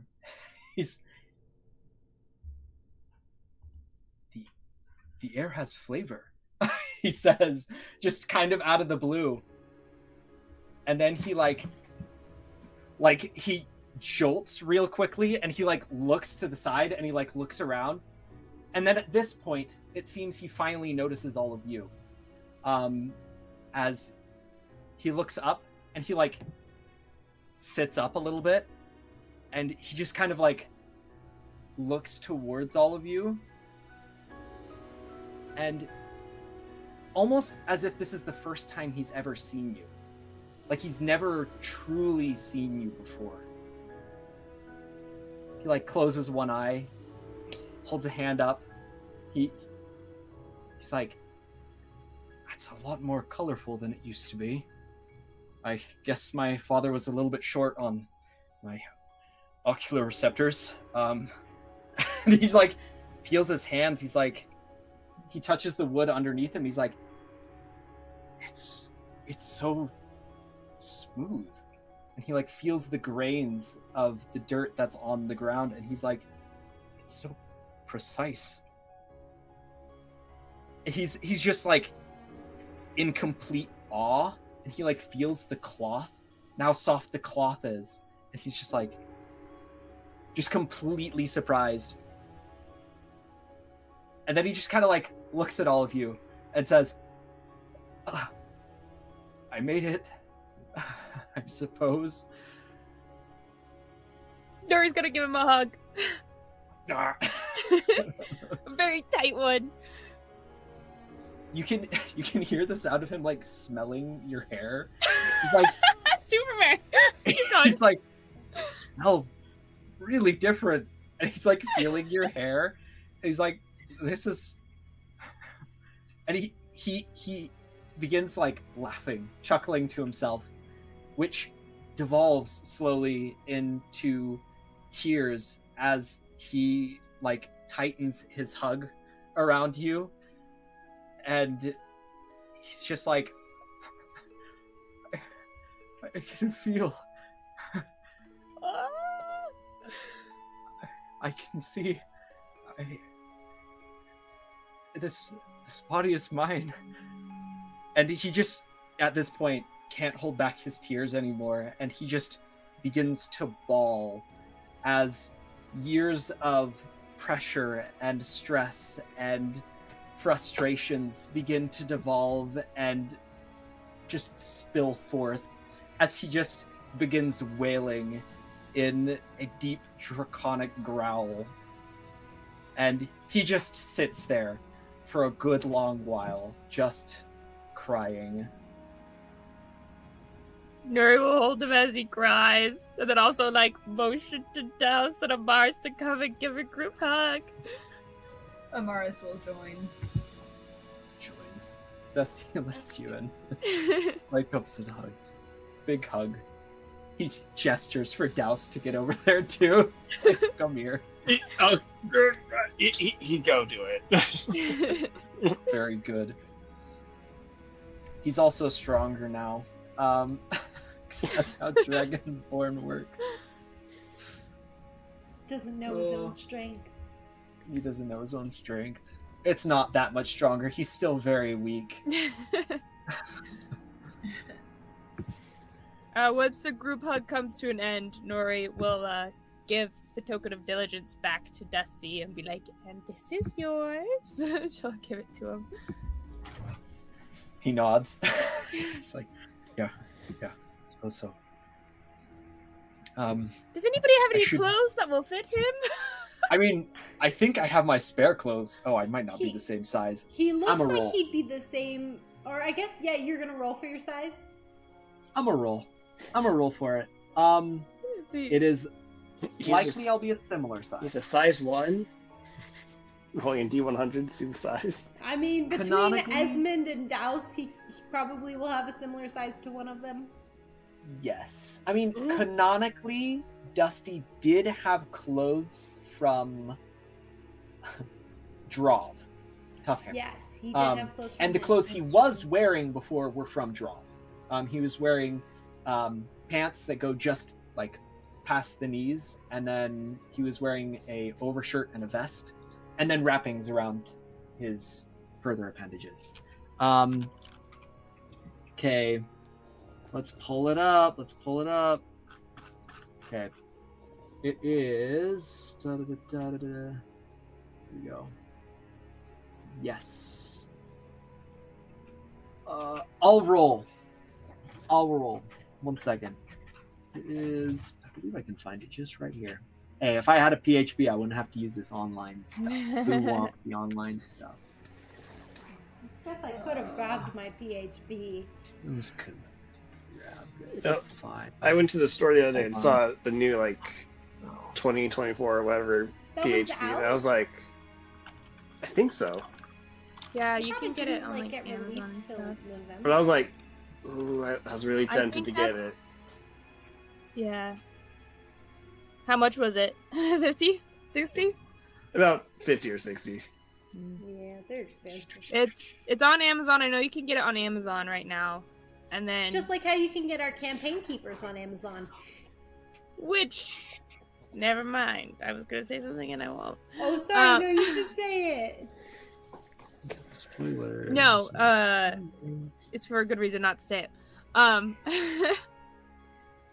I think the one you're thinking of, Emily, is the Monsters Handbook. So they're doing an updated monster manual, but that isn't out yet. But you can Okay. start doing a pre-order for it, I think. Steve says, would Dusty like inspiration to help be big? And additionally, Lady Noir gave inspiration to you, Dusty, for your amazing description. Oh, epic. I would love some additional height. I will reroll. Yeah. I will reroll So, these. Steve, you Hold can on. use your inspiration to help give Dusty an additional height. I'll let you add another roll. Kind of work that out. Thank you, Steve. Thanks. Okay, hold on. We're figuring out the maths. Hee hee hee. Is he a short king like Douse? Is He? he short? Is he gonna borrow some clothes from Douse? His call, okay. He is fun. Okay, he is. Dusty is fun. He is fun. Let's see. Fun-sized. Fun size. Cool. He is 5'10". Which So shorter is than not he was before? super tall. I think he's shorter than he used to be. Yep, Yes, he's by very quite short. by quite a margin. He used to be 6'7", so I think he's gone down a little bit. Esmond is like 6 foot, 6'2" or something. Phoenix and Esmond clothes. So yeah, so you could probably use some clothes from Esmond. He's now Yep. he's now exactly the same height as Epic. Nuri. She's 5'10". Nice. He's about half an inch taller than I am IRL. Nice. Oh. One bite, There you go. Dusty. Yep. Oh, I love it. So, And now he's a brass dragonborn? Or bronze? Correct. A metallic. Hold on. He's a metallic dragonborn. It's the whole thing. Yeah, and the fizz bands. Yeah, if this man's that one. That's the one. That's the one. Okay, That's he's the book. also. I'm just doing his weight now. Oh, okay. But yeah, he is definitely smaller than he used to be. So now it's like perspective also shifted. You're no longer looking down Yes. on everyone. he You're stands up, and everyone's actually not Well, that much shorter than he is. standing up holding the cloth around you. Yes. Or at least, well, I mean, you never really So had good now. stuff. He never really like had stuff as a robot that he needed to cover except for like his whole body, you know? Yeah. So you This is much begin easier. to stand up, and I'm gonna say that like you like don't even think about it, but Lydia just grabs it on your side and cinches it as you get up. Yeah, And sorry. then grabs one of your claws and like puts your hand right there and is like, hold that up, big guy. Oh, no. Yes, he's like, oh yes, I forgot. Yeah. That's yes, that is an important thing. It's the thing I live with imagined- now. Yep. Okay. Yeah, because now Dusty's gonna have to go to the bathroom. He's gonna have to sleep, actually. He's gonna have to eat and drink. So And many breathe. steps. How do you guys deal with all this? Is stuff? he potty trained, is what Melody will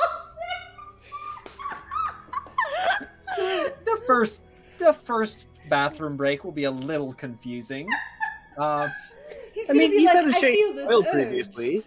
I mean, hypothetically, he's oiled himself, so hypothetically, he has some view of like personal time, you know. So maybe he has some perspective on what going to the bathroom is like. By extension, step by step. That's something you guys do once a month, right? That'll be fun. Very Oh good. goodness, the potty talk. Yep.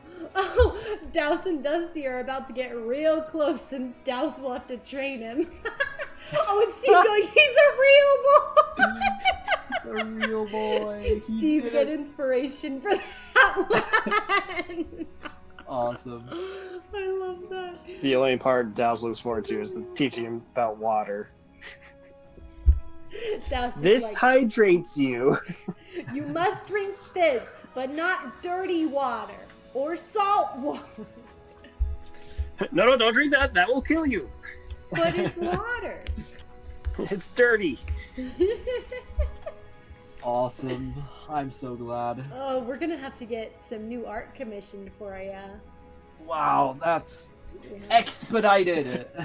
Can I request one of Douse like feeding Dusty as if he was a baby in like a high chair?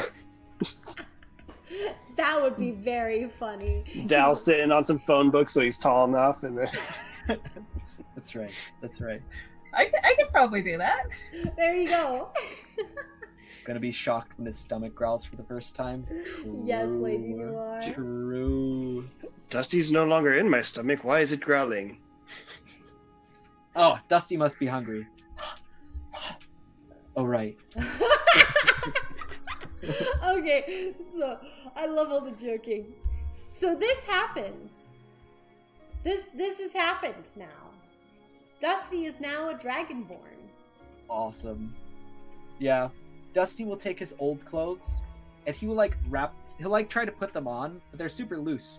So what he does is he wraps them over his wrappings and uses his wrappings almost like a couple belts, like one around his waist and around his legs, to hold it close to his skin, and same thing around like his body as well, his Nuri, chest and stuff. you think Just that kinda- Esmond has an extra set of clothes that would probably fit Dusty a little better?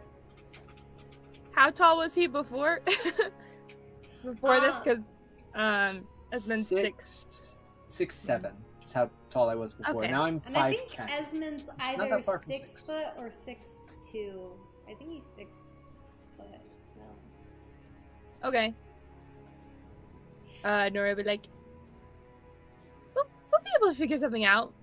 Could even sew it if you really want to keep these ones. It's not too sentimental. Hello, Saji. Welcome. I'll go ask Esmond for some clothes, and she'll go ask Esmond for some clothes. Nice. All right. What go. happened? You'll have to rewatch for everything, but Dusty died. Yeah, that's what you're gonna leave him with. I just I want to mean- see Saji's response. I ain't wrong. I'm not even wrong. I mean, No, Dusty there's- died. yeah. So it's a bit of a delay, so it'll be at least a minute before he sees it, or like 30 seconds. Wow. So Oh, you wow. go and you get the clothes from Esmond. He's still reading a book to the kiddos. Dragonborn that comes down. doesn't what.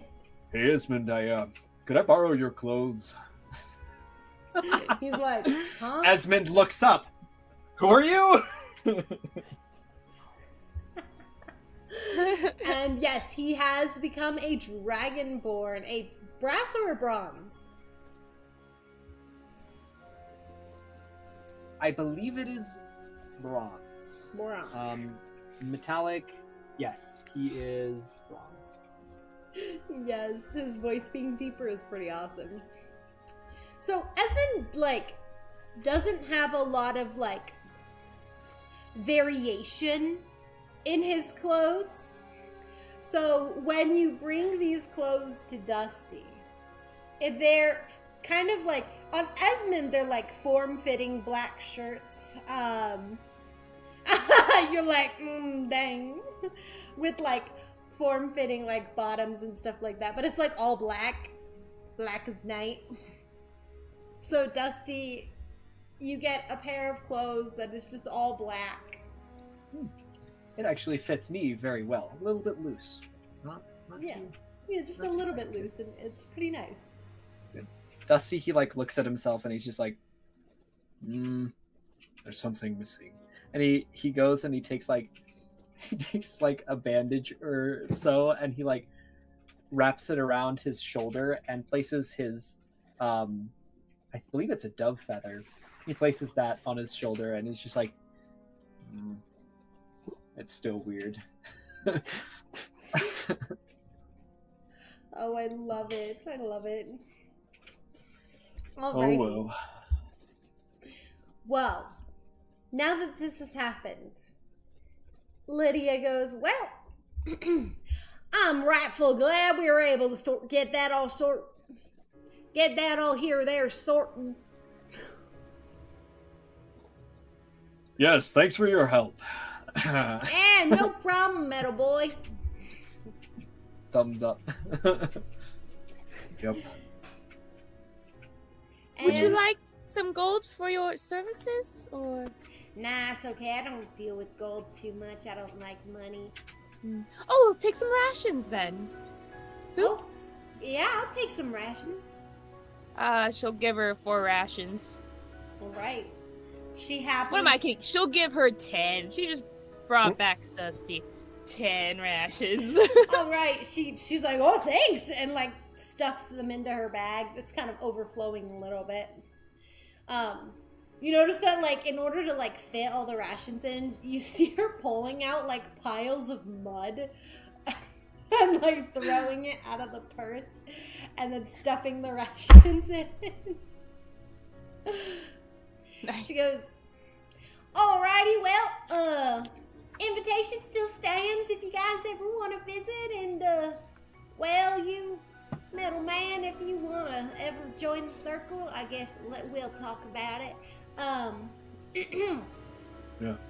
But, yeah, please come visit. If this whole, poop storm gets resolved, you know, you could come visit and help. I don't know, you know, maybe we could eat some river water together. Yeah. We'll do our best to resolve it. Chew on some bark together. That sounds pretty friendly. Mighty friendly. Yeah. Sorry about the whole rabbit thing. I still It's- feel bad about it. It's alright. It's fine. She like sniffles a little bit. It's okay. Darlene was it's not like Darlene was special or anything. Just a mother of 16 babies. And like I said, she had 3 paws and diabetes. Dusty's just nodding very guiltily. He's just like, yeah. Yeah. Okay, we'll see you around. Make sure to evacuate the forest as best as you can. Get as many of those animals out as you Yeah. are able. Can I just make a comment real quick? Mhm. We have killed 4 innocents, 3 of which are all bunnies. We've literally killed a 40-year-old woman. That was the first session, accidentally.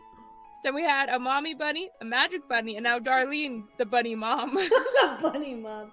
Yeah, 16 baby rabbits, said you. They're all rabbits. 3 out of the 4. They're all I bunnies. mean, you could argue, are bunnies really innocent? According to Dusty, they're terrifying creatures. Yeah, I mean, you ask him. I'll let you know. That means they must be up to something. Yeah. Oh my goodness. Awesome. Very And good. join us on the next campaign that's all going to be about the rabbit uprising. We knew it! I knew it! Dusty Just knew it! Just kidding. Now I kind of want to do that, though. Plot hook? The rabbits. B plot? Maybe we'll return to Caliber one day. Yes, it makes me think of, if you guys have seen the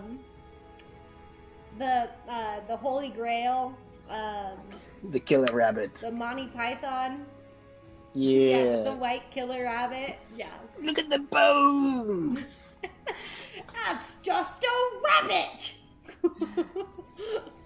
With Dusty the knows holy better. hand grenade of Antioch.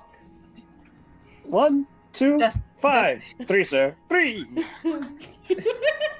Dusty returns to the desert and sees that it has been completely overrun by rabbits. Oh no. I knew this would happen. The wrens have taken the form of rabbits. Now that would be a scary sight indeed. Alrighty.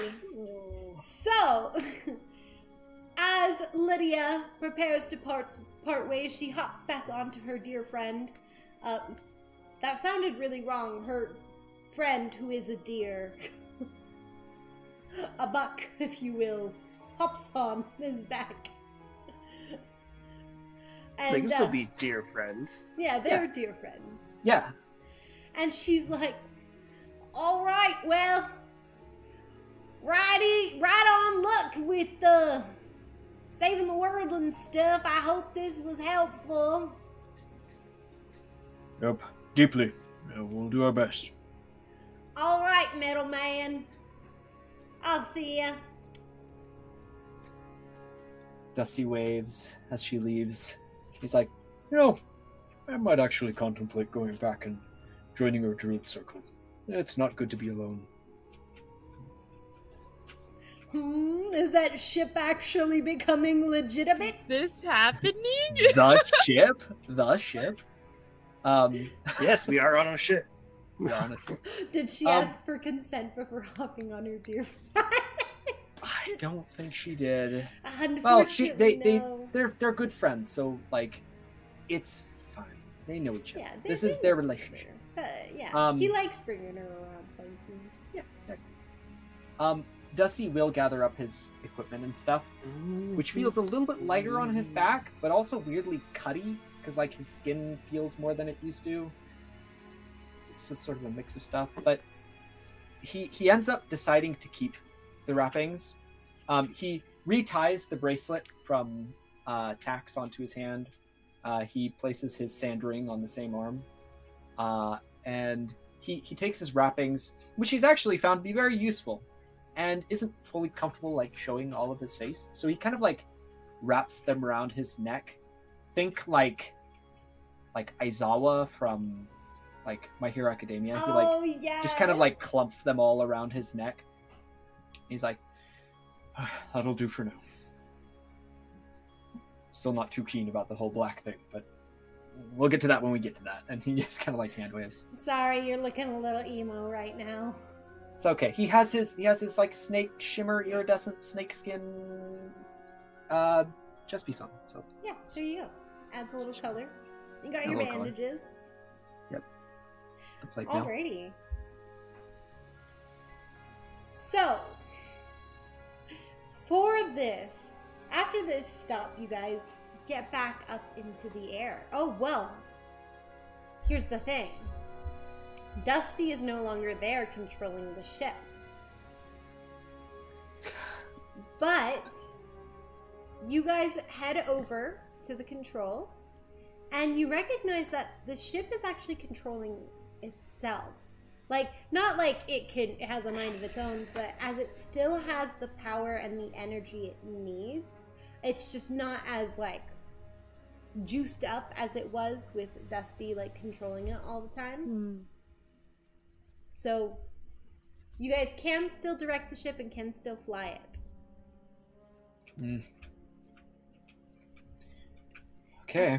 Yeah? Yeah. Dusty will go back to his helm.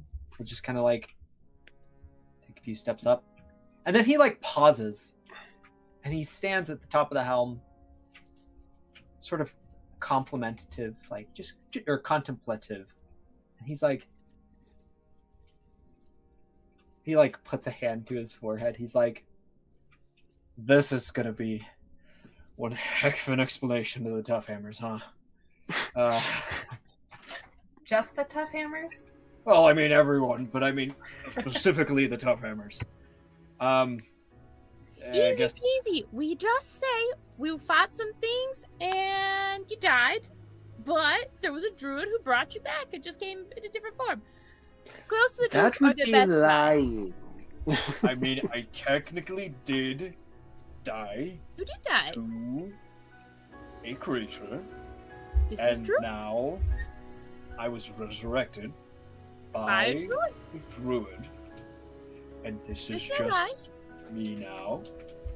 It's just smudging the truth a little. I mean, Yeah. if they knew you were a metal man before, then it's just say that. If they knew you were a metal man, then you could say I wanted to become a real boy. And Yeah, they had no myself. idea. That's worse. So You think Girth might have suspected, but that's yeah, about it.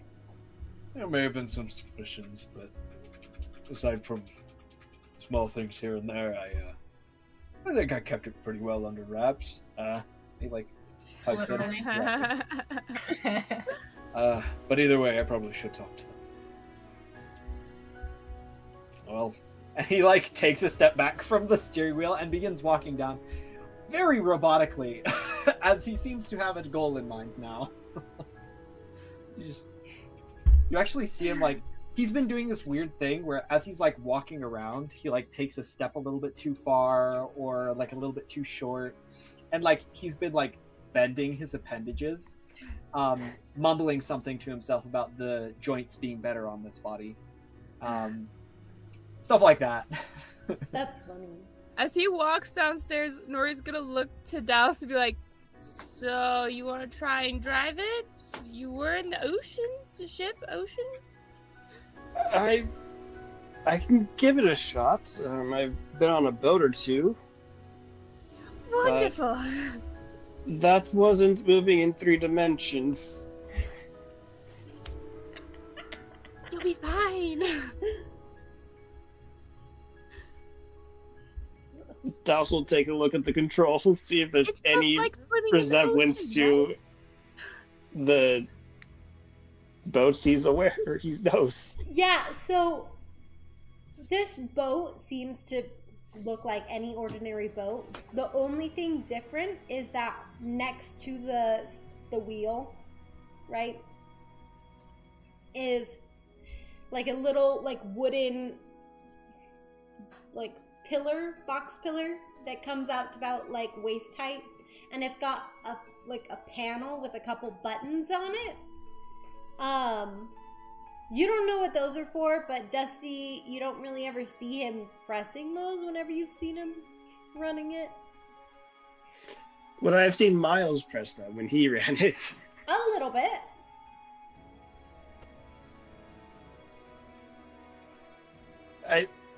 Do I need to drive the boat, or was Dusty going to drive it? It's, we're on a time crunch, but it'll take a while to explain things downstairs. This is Dane asking Oh. Douse. Okay, I thought you were asking us Douse, and Nuri was like, the clock's ticking. I mean, Sorry. I guess you don't have to Yeah. if you don't want to. Dusty is planning on coming back. It's just temporarily. You may desire to get started on the expedition. Okay. I mean, if we are currently stationed on the ground, Douse would maybe try a button or two to see if he can get like the engine going or. Okay, well let me describe to you the panel and you tell me what you click. So the panel itself, actually, let me draw a little picture for you. Maybe have the audience pick the button you click. Hi or low, audience. Do I crash into the ground or do I sail safely?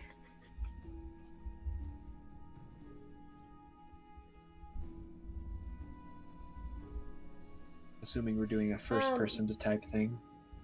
I'm That's how it gonna put letters on these buttons. Just Douse's luck, they're all written in Elvish. They're all different colors, but plot twist, he's colorblind. Press the green button. The green button? Okay. I only have gray. The boat starts falling. Actually, there are technically different kinds of colorblindness, so it could be, but it's all gray, or they're all green! True. Press the green button. They're all What green. buttons? I'm blind! She can't see a God, thing. yeah. Big red button, says Steve Weber. If you see a big red button. Big red button that says Okay. shut down. He would use the stick thing thinking that might control height. So F. Yes. Just the parking brake. The thing that looks like the gears or the I will say that E is the big red button. he doesn't push the big red button. Oh, but the audience wants the big red button. Aww. Not at first. If this doesn't work, he might. But his first thing is this might control height. So you start to do that and you hear this grating noise as it you just start to hear this grating noise and it doesn't push all the, you can't push it up much. Okay, he wouldn't force it because he doesn't want to break anything. He'll go for the big red button. Audience is decided. Why are you not focusing? big red button. Button E, the one behind. Yes. E. Okay, so you press the big red button. Which we all know is the eject button. Bye, Douse.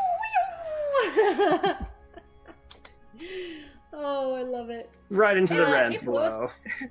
He flew about as far as that rabbit did. Yeah. So you press the big red button, and you hear a brrr as the boat actually, like, kind of sorry. I'm assuming at this point you guys have removed the dock. But the boat itself lurches upward a little bit, and you hear a click, and that's it. And it stops where it is.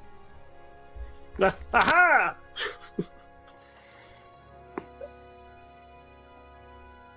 And he will wait for the wind to take us. Well, you're lifted up just only, like, slightly. Oh, dang it. Okay. Yeah, we'll go back to his original thought of this is my control height and go back to this stick. The boat begins to move forwards. You're about to hit a tree. Ah! Pull back. Okay. Learning. Are there any blue buttons? He will go with blue next. All the buttons on the top left are blue. All right, he'll start just top to bottom, hitting 1, 2. So you're pressing In the order of A, B, C, D, basically. A, B, C, D. Okay. So you press A, and it starts to move up a little bit, but then you go and press B. You start to move to the left a little bit. You press C, you start to move to the right a little bit. You press D, you start to move backwards a little bit. Or sorry, down a little bit.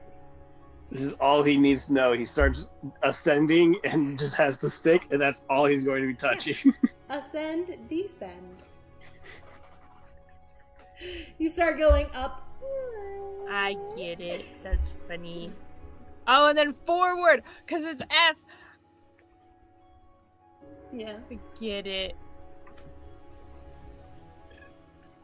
That's all he's going to be doing is he'll ascend us, and then he'll use the steering wheel to point us if he knows the direction we're supposed to be going, and then send us forward. Yeah.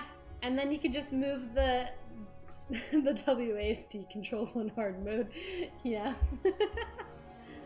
So you move the lever forward, and the boat begins to start going forward once you've ascended to the height that you want. And all it is just making sure you stay on course with the wheel. Yeah, he's like, I will touch nothing else. You're like, we're just going. Nori's over there applauding from the side. No distractions. You're like, I don't know how this works. Most boats are wind powered. Most boats don't fly. Alrighty. Dusty. You head downstairs. And you enter into the kitchen area where you see Drav and Girth they seem to be cooking up a treat. Okay. Dusty, he takes a couple steps. And he pauses for a second. And he tilts his head a little bit, thinking to himself. He's in his mind, he's what do I even what do I even say? I don't. We talked about this. What is my plan? And he's and he just kind of oh, right, I have to do that now. He eventually steals himself, and he just kind of takes a couple steps forward, just very carefully, and he says, "Hey, they turn around and they're very confused. And Drav actually puts an arm in front of Girth and he goes, "Who are you?" Dusty, he kind of like nods. He says, well, it's a bit of a story, but I am... What are you doing on this ship? I'm helping on the ship. You see, I am Dusty.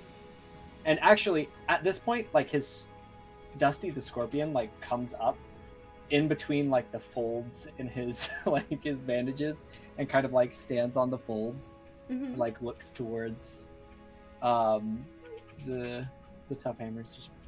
They seem a little taken aback. And Drav's like, "How do we know it's you? You're not Dusty." Sorry, I need to get... You're not Dusty. No, not physically. You see, I had... High or low, Emily? Hi. And then I'm gonna put a mark up there to remind myself, and then I will... Okay. So, I'm gonna use my inspiration on that. Hold on. I gave myself, like, the ability to roll for it, and so I'm going to treat it with as much respect as I would a normal roll. Dusty, he just kind of goes, okay. So, I'm sure, ever since you met me, you have wondered why I have kept bandages over my body. And perhaps you may have thought that I had some sort of skin disease, or I was just uncomfortable with showing people my face, or whatever it may be, whatever I told you at the time, even. But it was a little bit deeper than that. I feel like now that I am this, that you should know, your safety is a lot less compromised now. I hid the truth from you to keep my true identity a secret,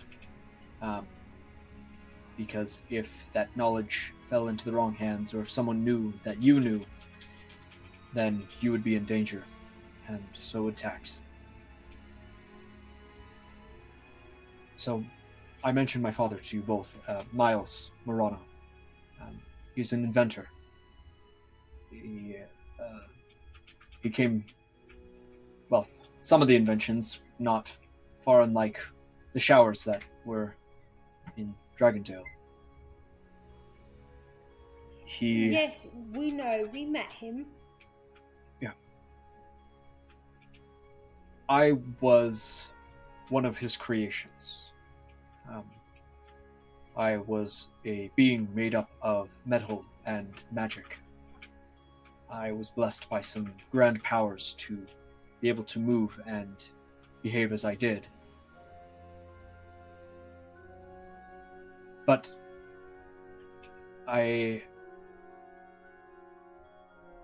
because the world is coming to an end, we have to go and find all of the shards and pieces and bits of powerful magic that the Harbingers have. The magic that held me together was one of these tokens. And he actually reaches into his bag and he pulls out the star-shaped token to show it to them, it radiating a green glow. And he says, "This was my core," or what humanoid may refer to as their heart.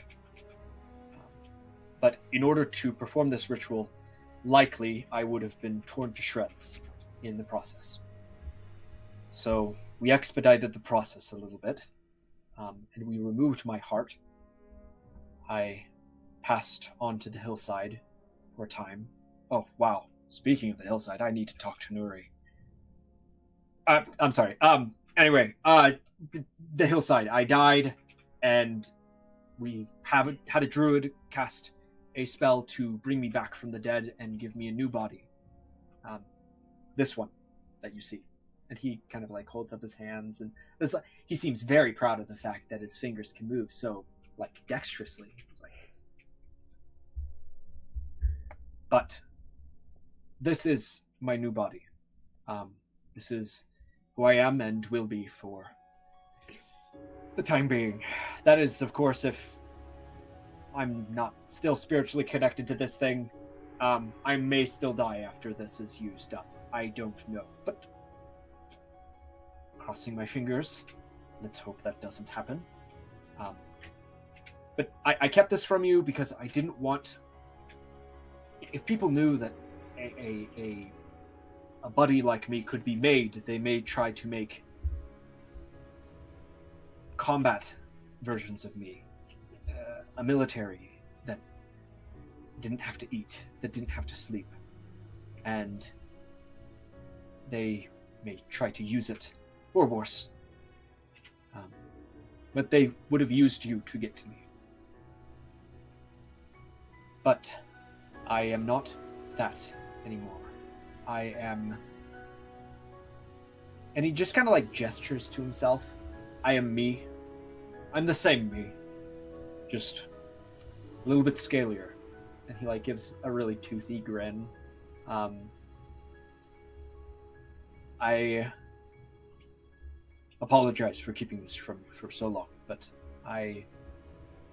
trust me, it was for your protection.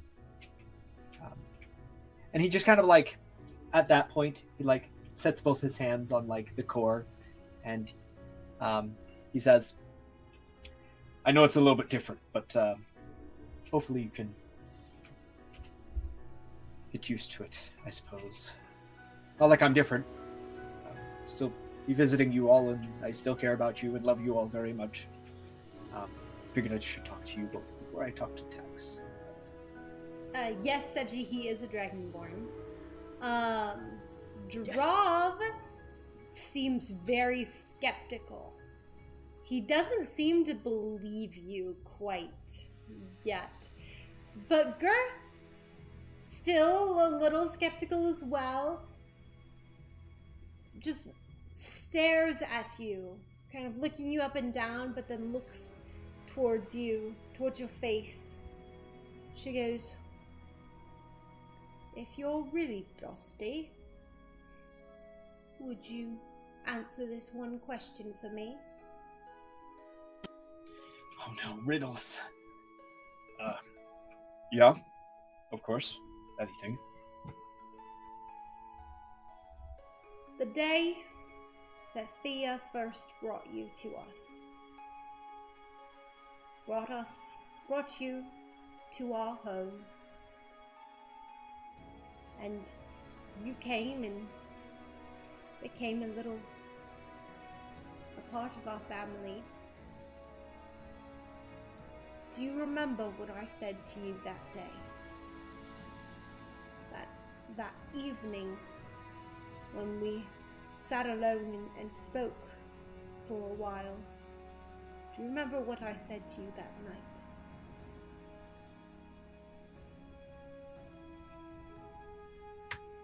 You said that we were family, and that I would always have a home with the Tough Hammers.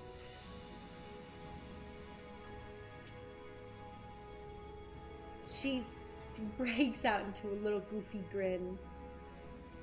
She goes, oh, Dusty, no matter what you turn into, a pink elephant or a lizard man, a dragonborn, I can tell, I'm just teasing. You always have a home with the Tough Hammers.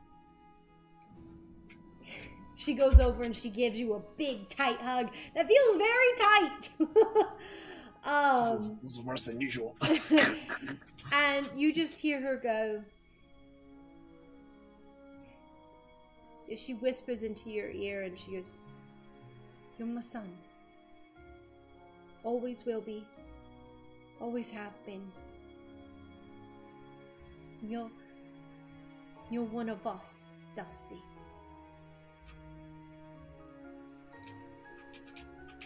Dusty just like, he feels like this, he's like caught in this hug, and then he just kind of like feels this well of emotion come back up within him, and like tears begin welling in his eyes again.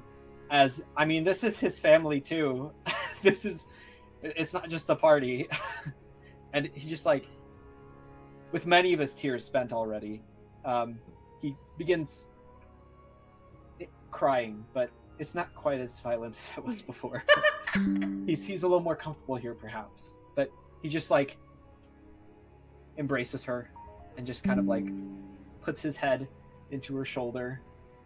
They're probably about the same height at this point, around there.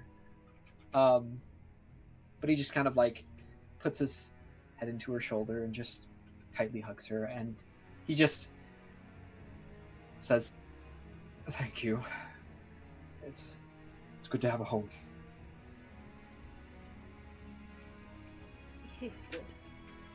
And your home is here. With all of us, our family. Oh boy. She just hugs you. And Drav comes in as now he is convinced. And he gives you a big hug. And Girth says, "Have you broke the news to Tax yet?" No, I have not talked with her yet. I Well- figure it might be good for you to be able to like help orchestrate that. And How about we go see her right now? yeah, let's go. Let's talk to her about it. Yes. So you guys go up right as like Tax and Ami, or Tax is leaving the room that Esmond was reading stories and stuff like that. And Tax is like kind of like her interest is piqued as she looks at her mom walking with this dragonborn. Not that like she's seen dragonborn before. Like the lord of her city is a dragonborn, you know. Like that doesn't faze her, but she's like, new person. As you guys approach Tax, and Girth says, "No, sweetie, it's a little difficult to explain, but this here," and you actually notice that like as she's like, Girth is like trying to come up with the words to explain what's happening, Tax actually like comes up to you, like right up to your feet. She's looking up at you and she points at you and your face, and she makes the motion of you coming down to her level. Dusty comes down. This is a very natural behavior. He actually like his spine is like weirdly not made for this, but he like gets down. He like kneels down instead. And Girth actually stops talking as she does that. She's like kind of just watching now as Tax goes, and she puts her little hands on either side of your cheeks, and she kind of squishes your face together a little bit, so you're kind of like a very interesting feeling. And I gotta make sure it's not illusion magic. Yes, Melody Wolf. As she like squeezes your face a little bit and like gets really close to your face and like is staring straight into your eyeballs. As she's like, and you see her like extremely close, like she's like, let me get up to the camera. She's like, Dusty? Dusty smiles. He says, "Hi, Tax." And then she kind of like pulls away and looks at you, and she goes, "You look different, but you got the same eyes." Dusty just like smiles. He says, "It's a long story, but yes, it is me." Well, I just heard a lot of long stories. So, but I want to listen to yours. Okay. And Dusty pauses for a second, almost to try and figure out how to explain to Tax in a way she'll understand. Tax, you recall how Marilla taught you about the unicorns, correct? Mm-hmm. The body I had before was a gift from the unicorns. Ooh. But the power that made my body, they needed back. It's important to save the world. And so, we used some of my magic, or magic like mine, and we created this body. And he holds up his hands. And he actually holds his hands out towards Tax so she can feel his hands and the scales and the... She touches them. And he says, "And this body is my body now. And it will be as long as I treat it well." She kind of curiously flips over your hands and looks at them, kind of runs her hands on the scales on the back of your hands. And then just looks up at you and smiles and she goes, "You're still Dusty." He nods. "Yes." Gives you a big hug. He reciprocates it, and he just kind of laughs a little bit to himself. He says, "I had to do some convincing for your parents." I bet they were super suspicious.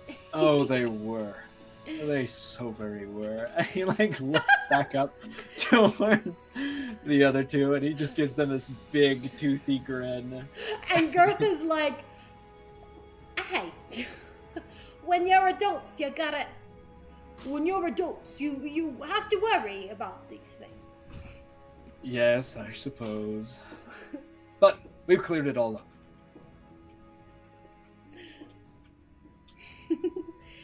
And Tax says, "Do you still like coloring with me?"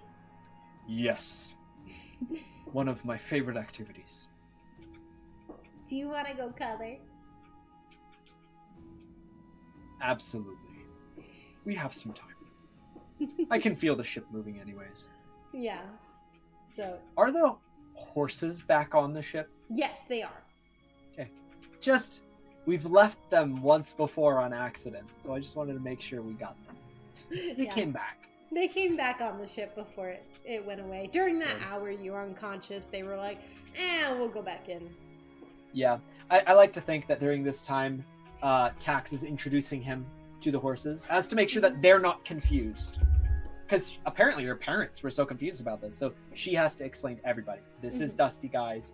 It's she's his personal bodyguard and helper. Absolutely. She's going around. She's going, "So Trapper, this is Dusty." And she's like, "The unicorns needed his body back. So now he's a dragonborn. He's cool."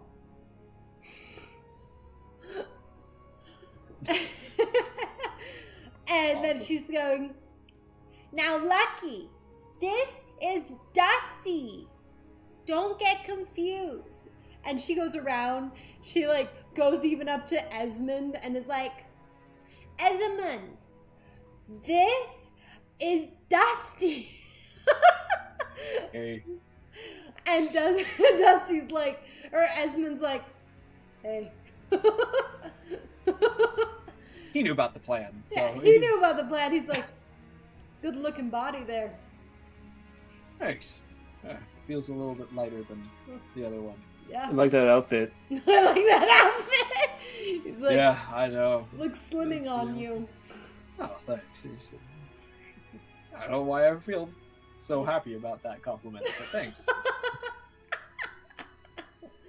Well, get used to it. And Tax is like, pulling on Esmond's. I didn't finish. The unicorns needed his body. And this is him now. He's cool.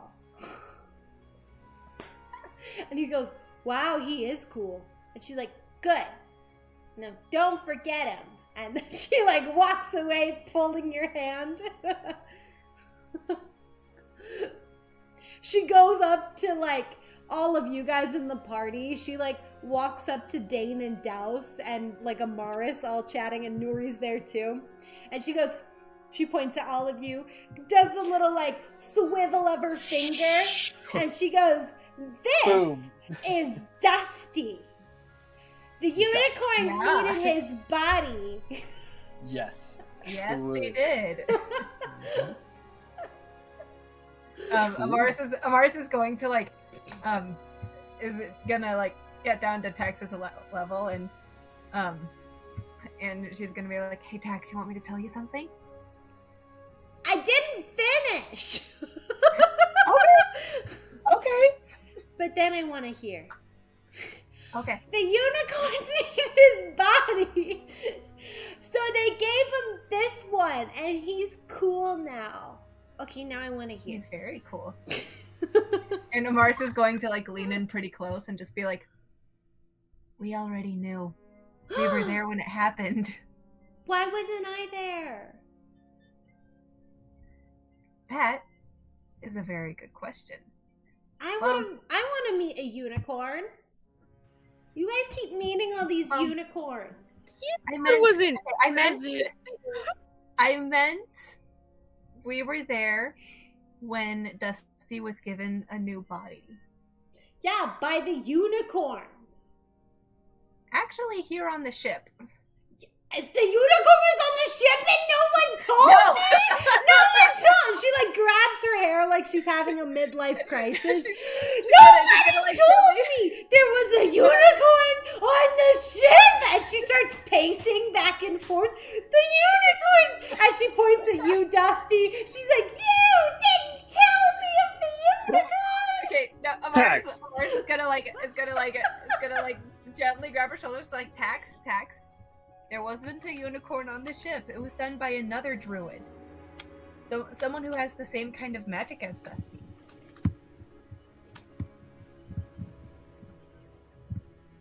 And I'm sorry if you can hear the music in the background. My roommate's alarm is going off. Oh, can't hear it. So there really wasn't a unicorn? It was just Not on the ship. By a boring druid? I mean, did you forget the one you saw at the palace? Oh yeah, she was there. You've seen a unicorn, Tax. Yeah, but I didn't get to talk to the unicorn. I didn't get to pet the unicorn. The unicorn barely even took a look at me. Plus, there were like a whole bunch of elves with like, they were just, it was a little nervous. How about this? The next time we see a unicorn, we will ask the unicorn if she can come and talk to you. Really?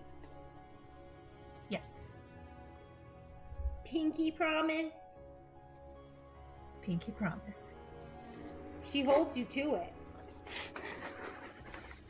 And I would expect her to. Okay, she pinky promises. She goes, I know we're on our way to see another unicorn. Yes, we are.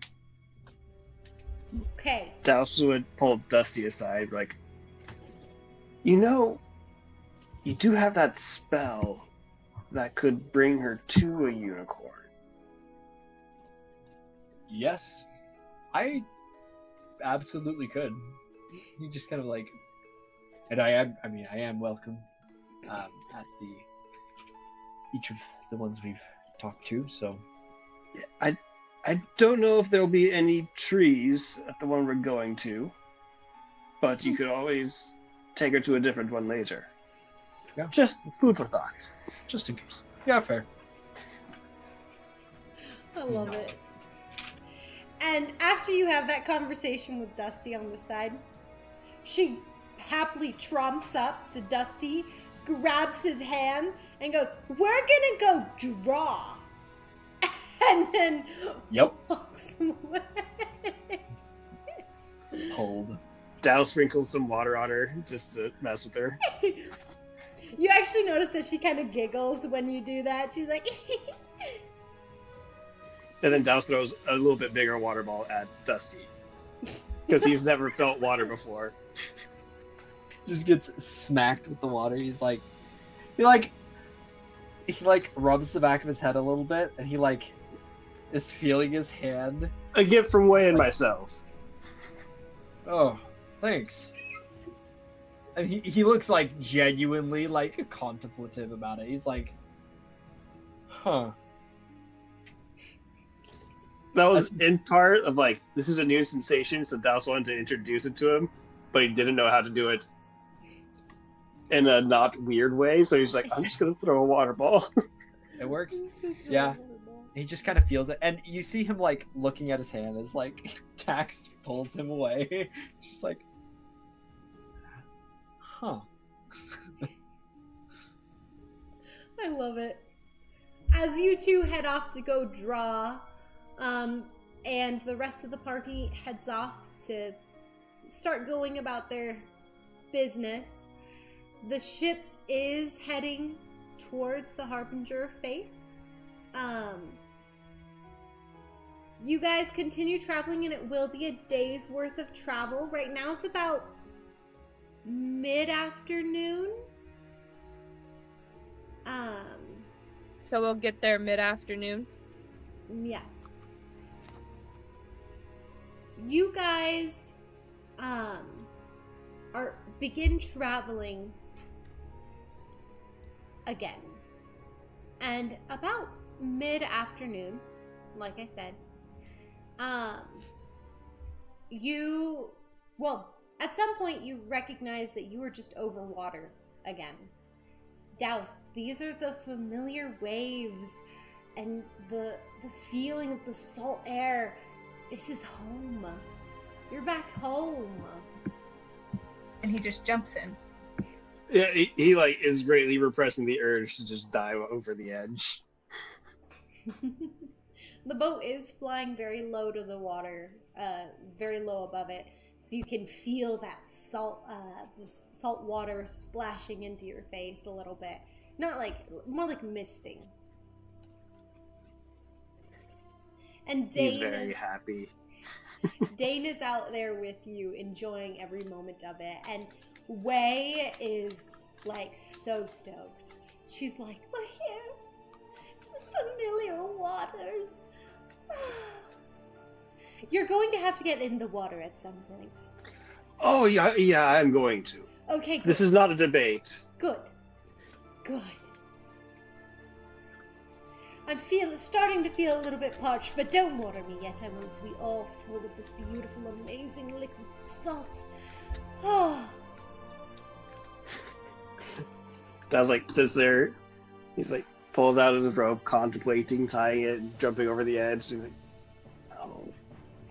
Dane is like, "No, you're gonna stay on the boat until we get to a safe stop." I do not want to lose my fiance because he's dangling off a boat and gets smacked by a wave. I wouldn't die. Well, yeah, but you'd get lost. That's my neighborhood right there. No, it's gone. No, it's gone.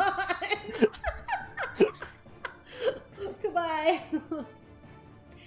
And at one point, you guys get to a stop above your destination, and it is just open water. You went exactly to the spot on the map that you needed to go to. The boat has come to a stop, and it's just open ocean as far as you can see. Daz will look at Dane, smile I'm going scouting, and just fall off the edge. She's like, "Don't stray too far." As you guys are now up by the Harbinger of Fate, out in the middle of the ocean. Let me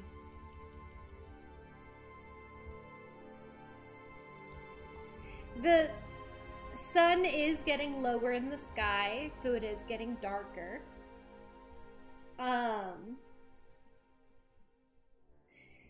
But Douse, you jump into the ocean, and the familiar, like, water and the scents and just envelop you.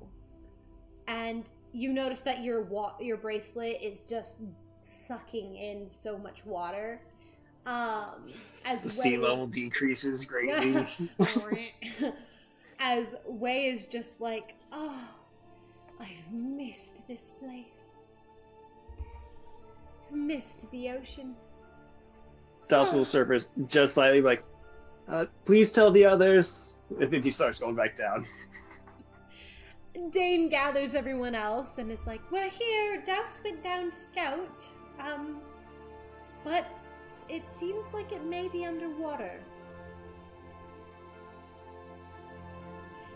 Douse, I want you to roll investigation for me.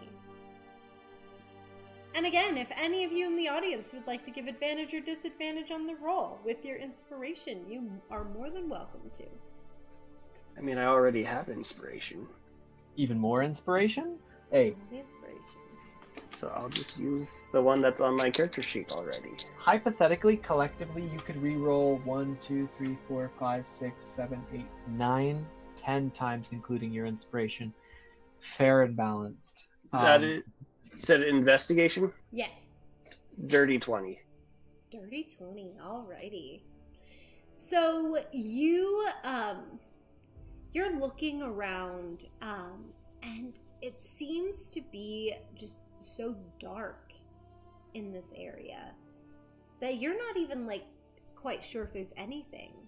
You notice a couple, like, fish pass by here and there, but as you're, like, looking around, it's so difficult to, like, see much, and it's very deep. You feel like you're going to have to go deeper. You try to, like, swim. You start going down, and you hear Wei in your mind just be like, just say, oh, how about I phone in a friend? And before you can even, like, say any response to her, you hear the of these dolphins that start coming. I can't do the dolphin noises, so don't quote me on them. But as the dolphins just start coming. From those of you who are on top of the ship, it looks like there are now shark fins in the water. You're a little worried for Douse. As they dive down. Oh no! Douse's jam! Just red starts going up to the top.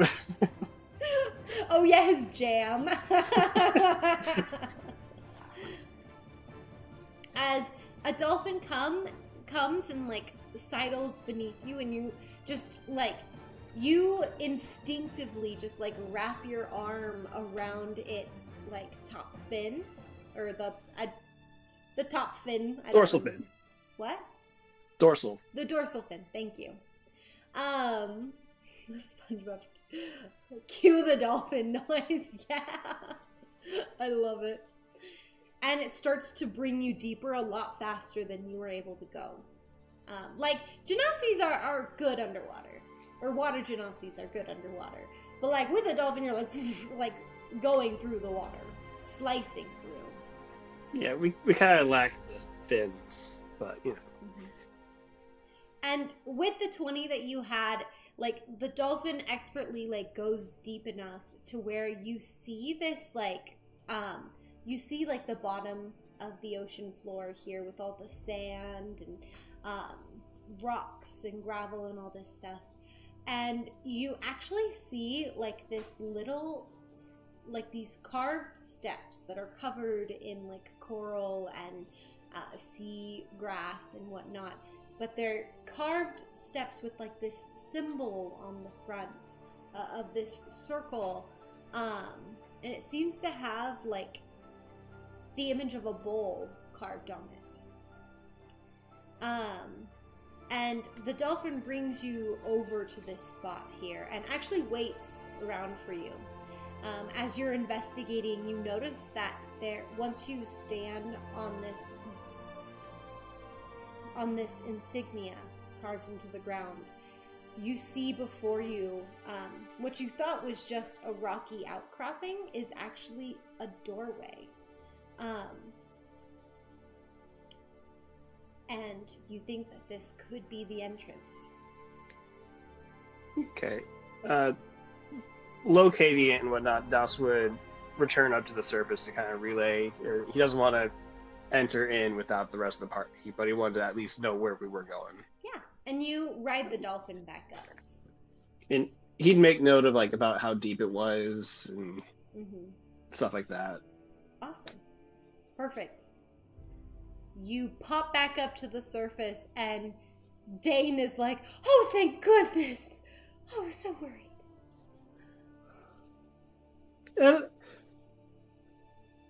Why? He's just looking at the dolphin right next to him. She's like, "I thought that was a shark."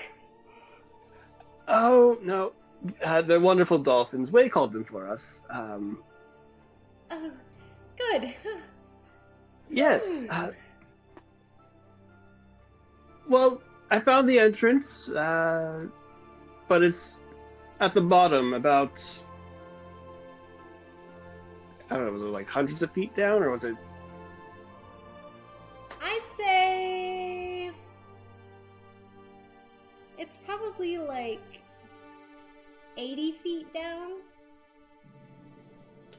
So, about 70 to 90 feet deep, in that ballpark. I can easily make it down there and back, but everybody else might need a little bit of a hand getting down there.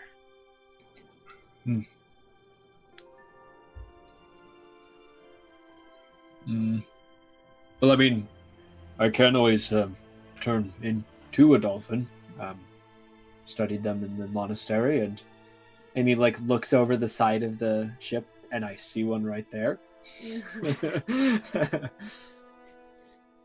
And they seem to be playing with each other, jumping in and out of the water, just having fun, being like little kids. Douse occasionally will make a little water stream for them to jump over or through. They are happily playing with it. Awesome. It reminds you a lot of the stories that were told at your monastery.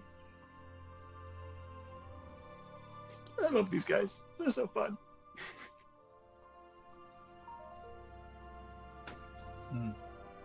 But wait. Those stories weren't about. You weren't there, were you? For when they were told to you in the monastery? Yes, the ones with the dolphins that came and rescued all the people. And the kids who turned into dolphins? Yes. Yes, I was there. I listened to all of them. No, I mean, were you there in the did you call did you have a hand in the dolphins or the kids turning into dolphins? I did. The more you know. Just kind of leaves it there. They looked like they were having so much fun. I just wanted them to have fun forever. And did not die.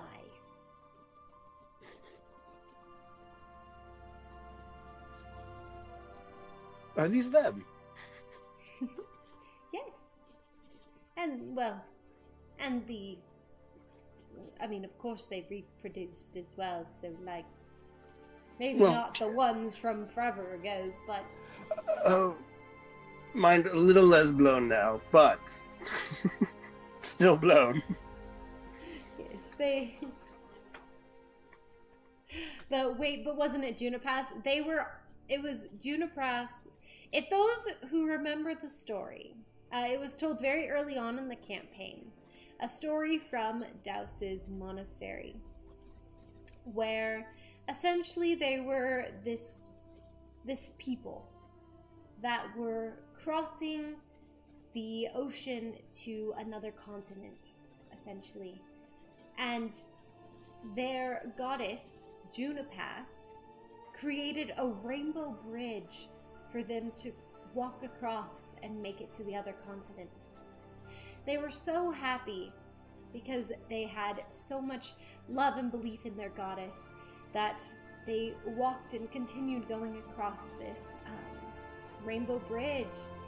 And the kids, they were having so much fun playing with each other on the rainbow bridge and just essentially traveling with their family and making the pilgrimage over to the other side. Well, some of the children, as they were playing, accidentally fell off of the rainbow bridge. And as they were plummeting towards the water to a very watery grave, their parents begged and pleaded with Junipass to let them live, to save their children.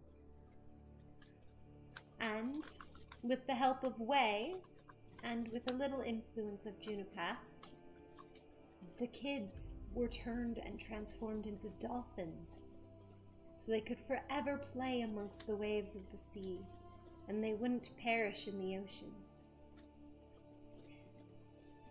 That story is one of the stories that is from Douse's monastery that they would retell. That is also a story that I had heard that actually exists. I flavored it a little bit for the game, but like them crossing over on like the Rainbow Bridge, like that is like an old Native American story. I'm not sure what tribe, I can't remember. But there was this woman that I had met a long time ago who told me the story, and she was a part of that tribe. So it was very cool, and I like to sneak it in where I can because it's a very cute story. So that's the story. They lower a rope down for you, Douse, so that you can climb back onto the boat. Or you can just stay in the water.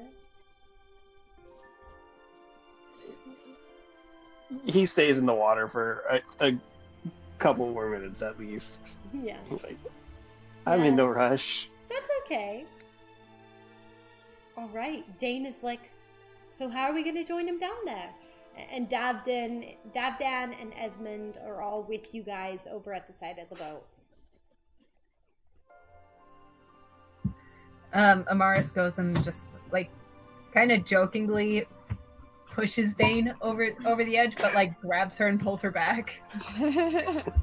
So saved Do your you life say moment. saved your life? No, just be like, well, no, never mind. And she's like, ah! And then realizes you aren't actually pushing her, and she's like, that's gold. And then like Douse will smacks like her shoulder. slowly swim over to like right behind in case she does get pushed over. He's like, I'm gonna catch you if you fall. Cute. Cute. I actually have no magical solution for this, so it might just have to be Douse and Dusty. Well, Dusty's a dragonborn. But he can turn into a dolphin. Oh, yes, he can turn. Yes. Can do the dolphin things. Water breathing potion, perhaps. You have to go back and buy one. Or several. We could just drink out of the crates of And hope for a potions. lucky one that will last Yeah. long enough to Yeah, do the I mean- trial. I Yeah. can't help but notice, and over here, it's not like I was eavesdropping or anything, as Granny walks on deck, that you're in need of a potion. Have you forgotten that there are 2 alchemists on your boat who are proficient in potion making? Do you know how to make water breathing potions? Absolutely. Wait. Can we clarify something? Potion making or potion buying? Both. I am very exceptional at the haggle. Even with that elven hunk on the island, I got what I wanted out of the deal. I see. Wait, did she say that as she like glances towards Davdan? Yeah. Okay. And Davdan's No, like, no. huh? Amaris is going to give Granny a look that is just like, back off, he's mine. And Granny's like, oh, sweetheart, I'm not going after yours. Don't worry, there was a different elven hunk. The fact that she just said that, though, in front of Davdan. Davdan's like, Didn't even know. very red, and he's like, huh? Amaris is gonna keep that look on her face, but you could just see it starts getting red. Davdan is extremely red as well, and he's also very confused. He's like, with the blacksmith, probably, right? Also, Melody Wolf saying, did she have a fade to black moment with the blacksmith? You don't know. Maybe. You don't know. It wasn't on camera. We don't know. I mean, you don't know. Granny's very endearing. She those are goes, some words we could use to describe. you don't know if there was a fade to black. You don't know. There apparently was an off-camera fade to black with Nuri and Esmond. It is canon that it can happen. Mm-hmm. That's all we'll leave it at that. Nice. Granny's like, yeah, I can get you that water-breathing potion.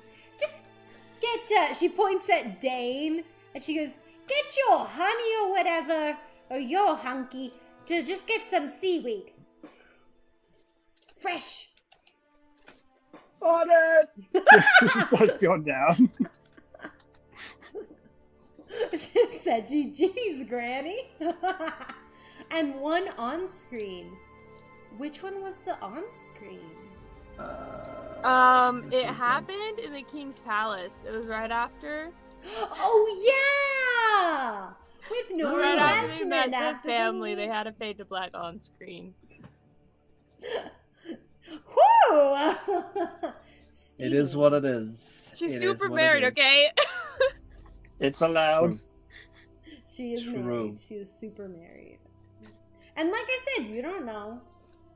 You don't know Granny. She's crazy.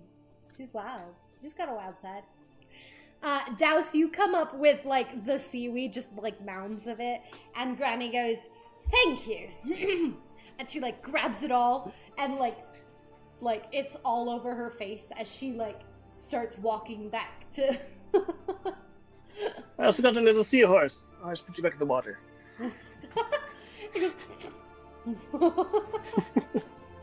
Swims away. It was a male seahorse, and that seahorse was pregnant. Oh no! It's a sign. It's a sign for what? Oh my goodness. So, after about an hour, at this point it is getting a lot later in the evening. So like the sun is starting to set when Granny comes out with a whole like slew of water breathing potions. She's got like 20 of them. And each of them will last an hour.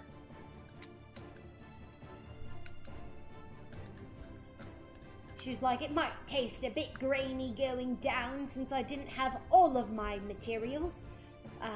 Or refining materials, but this'll get the job done. Awesome. Now get! Make sure you tell Tax To the come? situation. Alright, I'll get the little kid. And she No. She doesn't need to come. I'm she's just gone. let her know. Well, I was more of saying let her know that we're going to be underwater, and that I think that promise might be hard. literally like a minute later, Tax comes bursting. I'm gonna go on an adventure! I wasn't. Mom We're and Dad about to said go- it was okay! He did. Dad said it was okay. Insight check. Yeah, let's double check that this is Roll actually insight, true. roll Ani. insight. Insight check.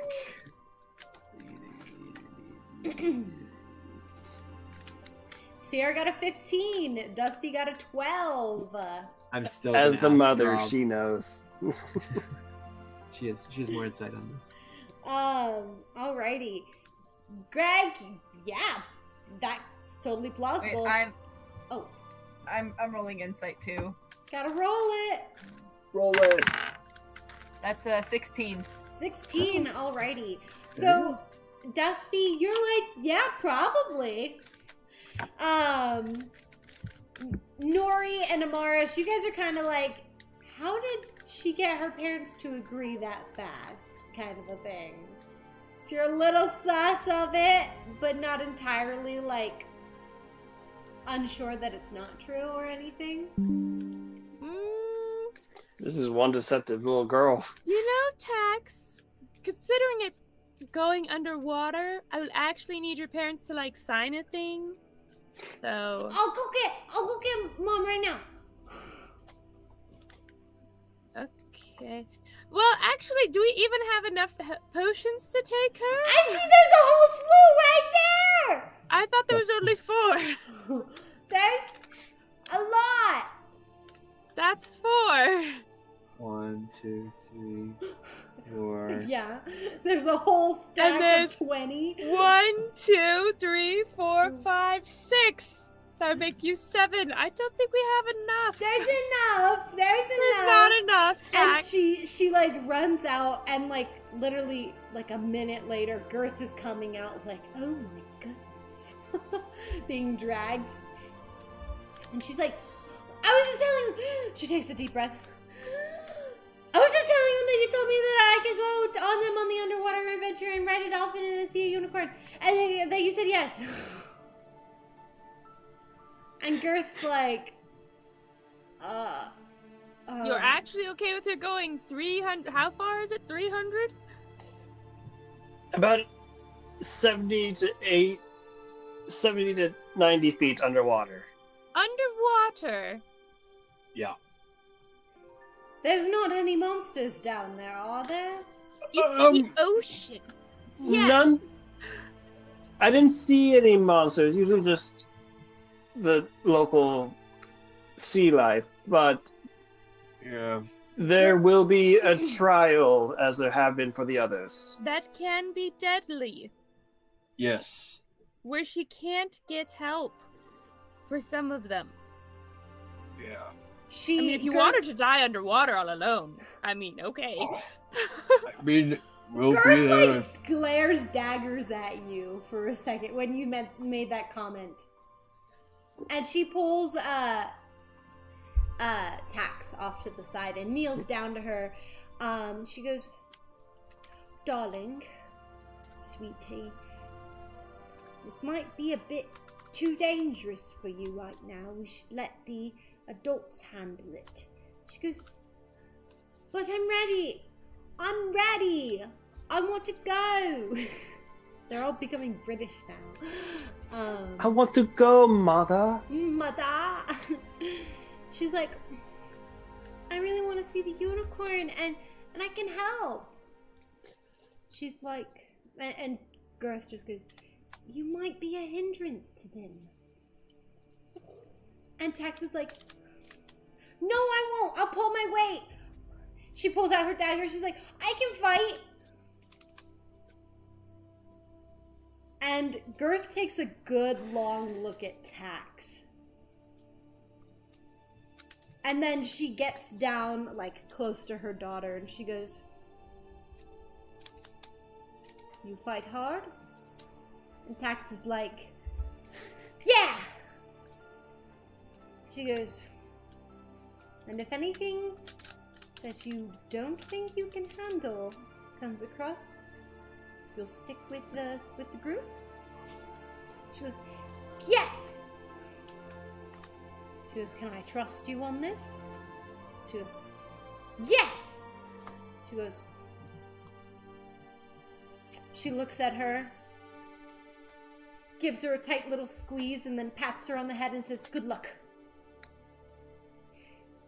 And then ushers her towards you guys and goes, thanks. I guess we'll need another potion. Oh, sorry about the death thing. Occupational hazard of being a necromancer. It just slips out. Sorry. I will admit that Drav and I have different practices of raising our little girl. Due to our upbringing as half-orcs, there's always a trial of proving. And well, who am I to argue with her if she feels she's ready? I also trust you all that if anything should happen, that you would defend her. And she also understands that she could die. You do understand that? She goes, yes! Yes, what? Yes! And she just looks down and she goes, be brave, be strong, be smart. She goes, yes! She goes, good. On your way. I go look at Douse and be like, you're responsible. You're responsible. I just wanted to let her know we were headed out.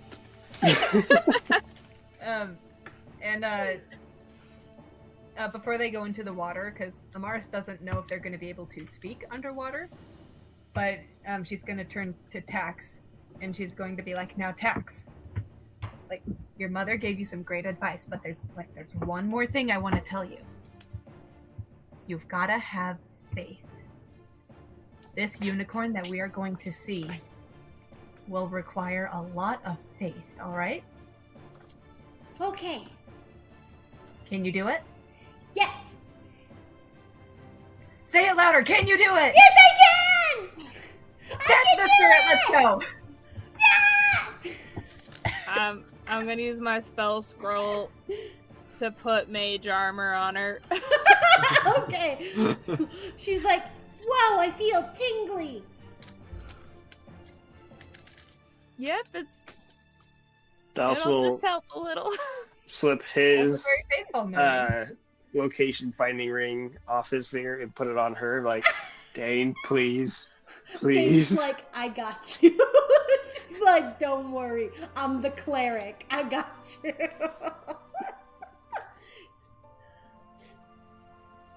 Still have some extra diamonds, He's like, correct? I want that back when we're done, but keep this on, Tax. And Tax is like, absolutely. We're due. Awesome. Her brother's gonna kill us. Never back down, never what? Yeah, said she. She's like, yeah! I'm a warrior! We're gonna have faith!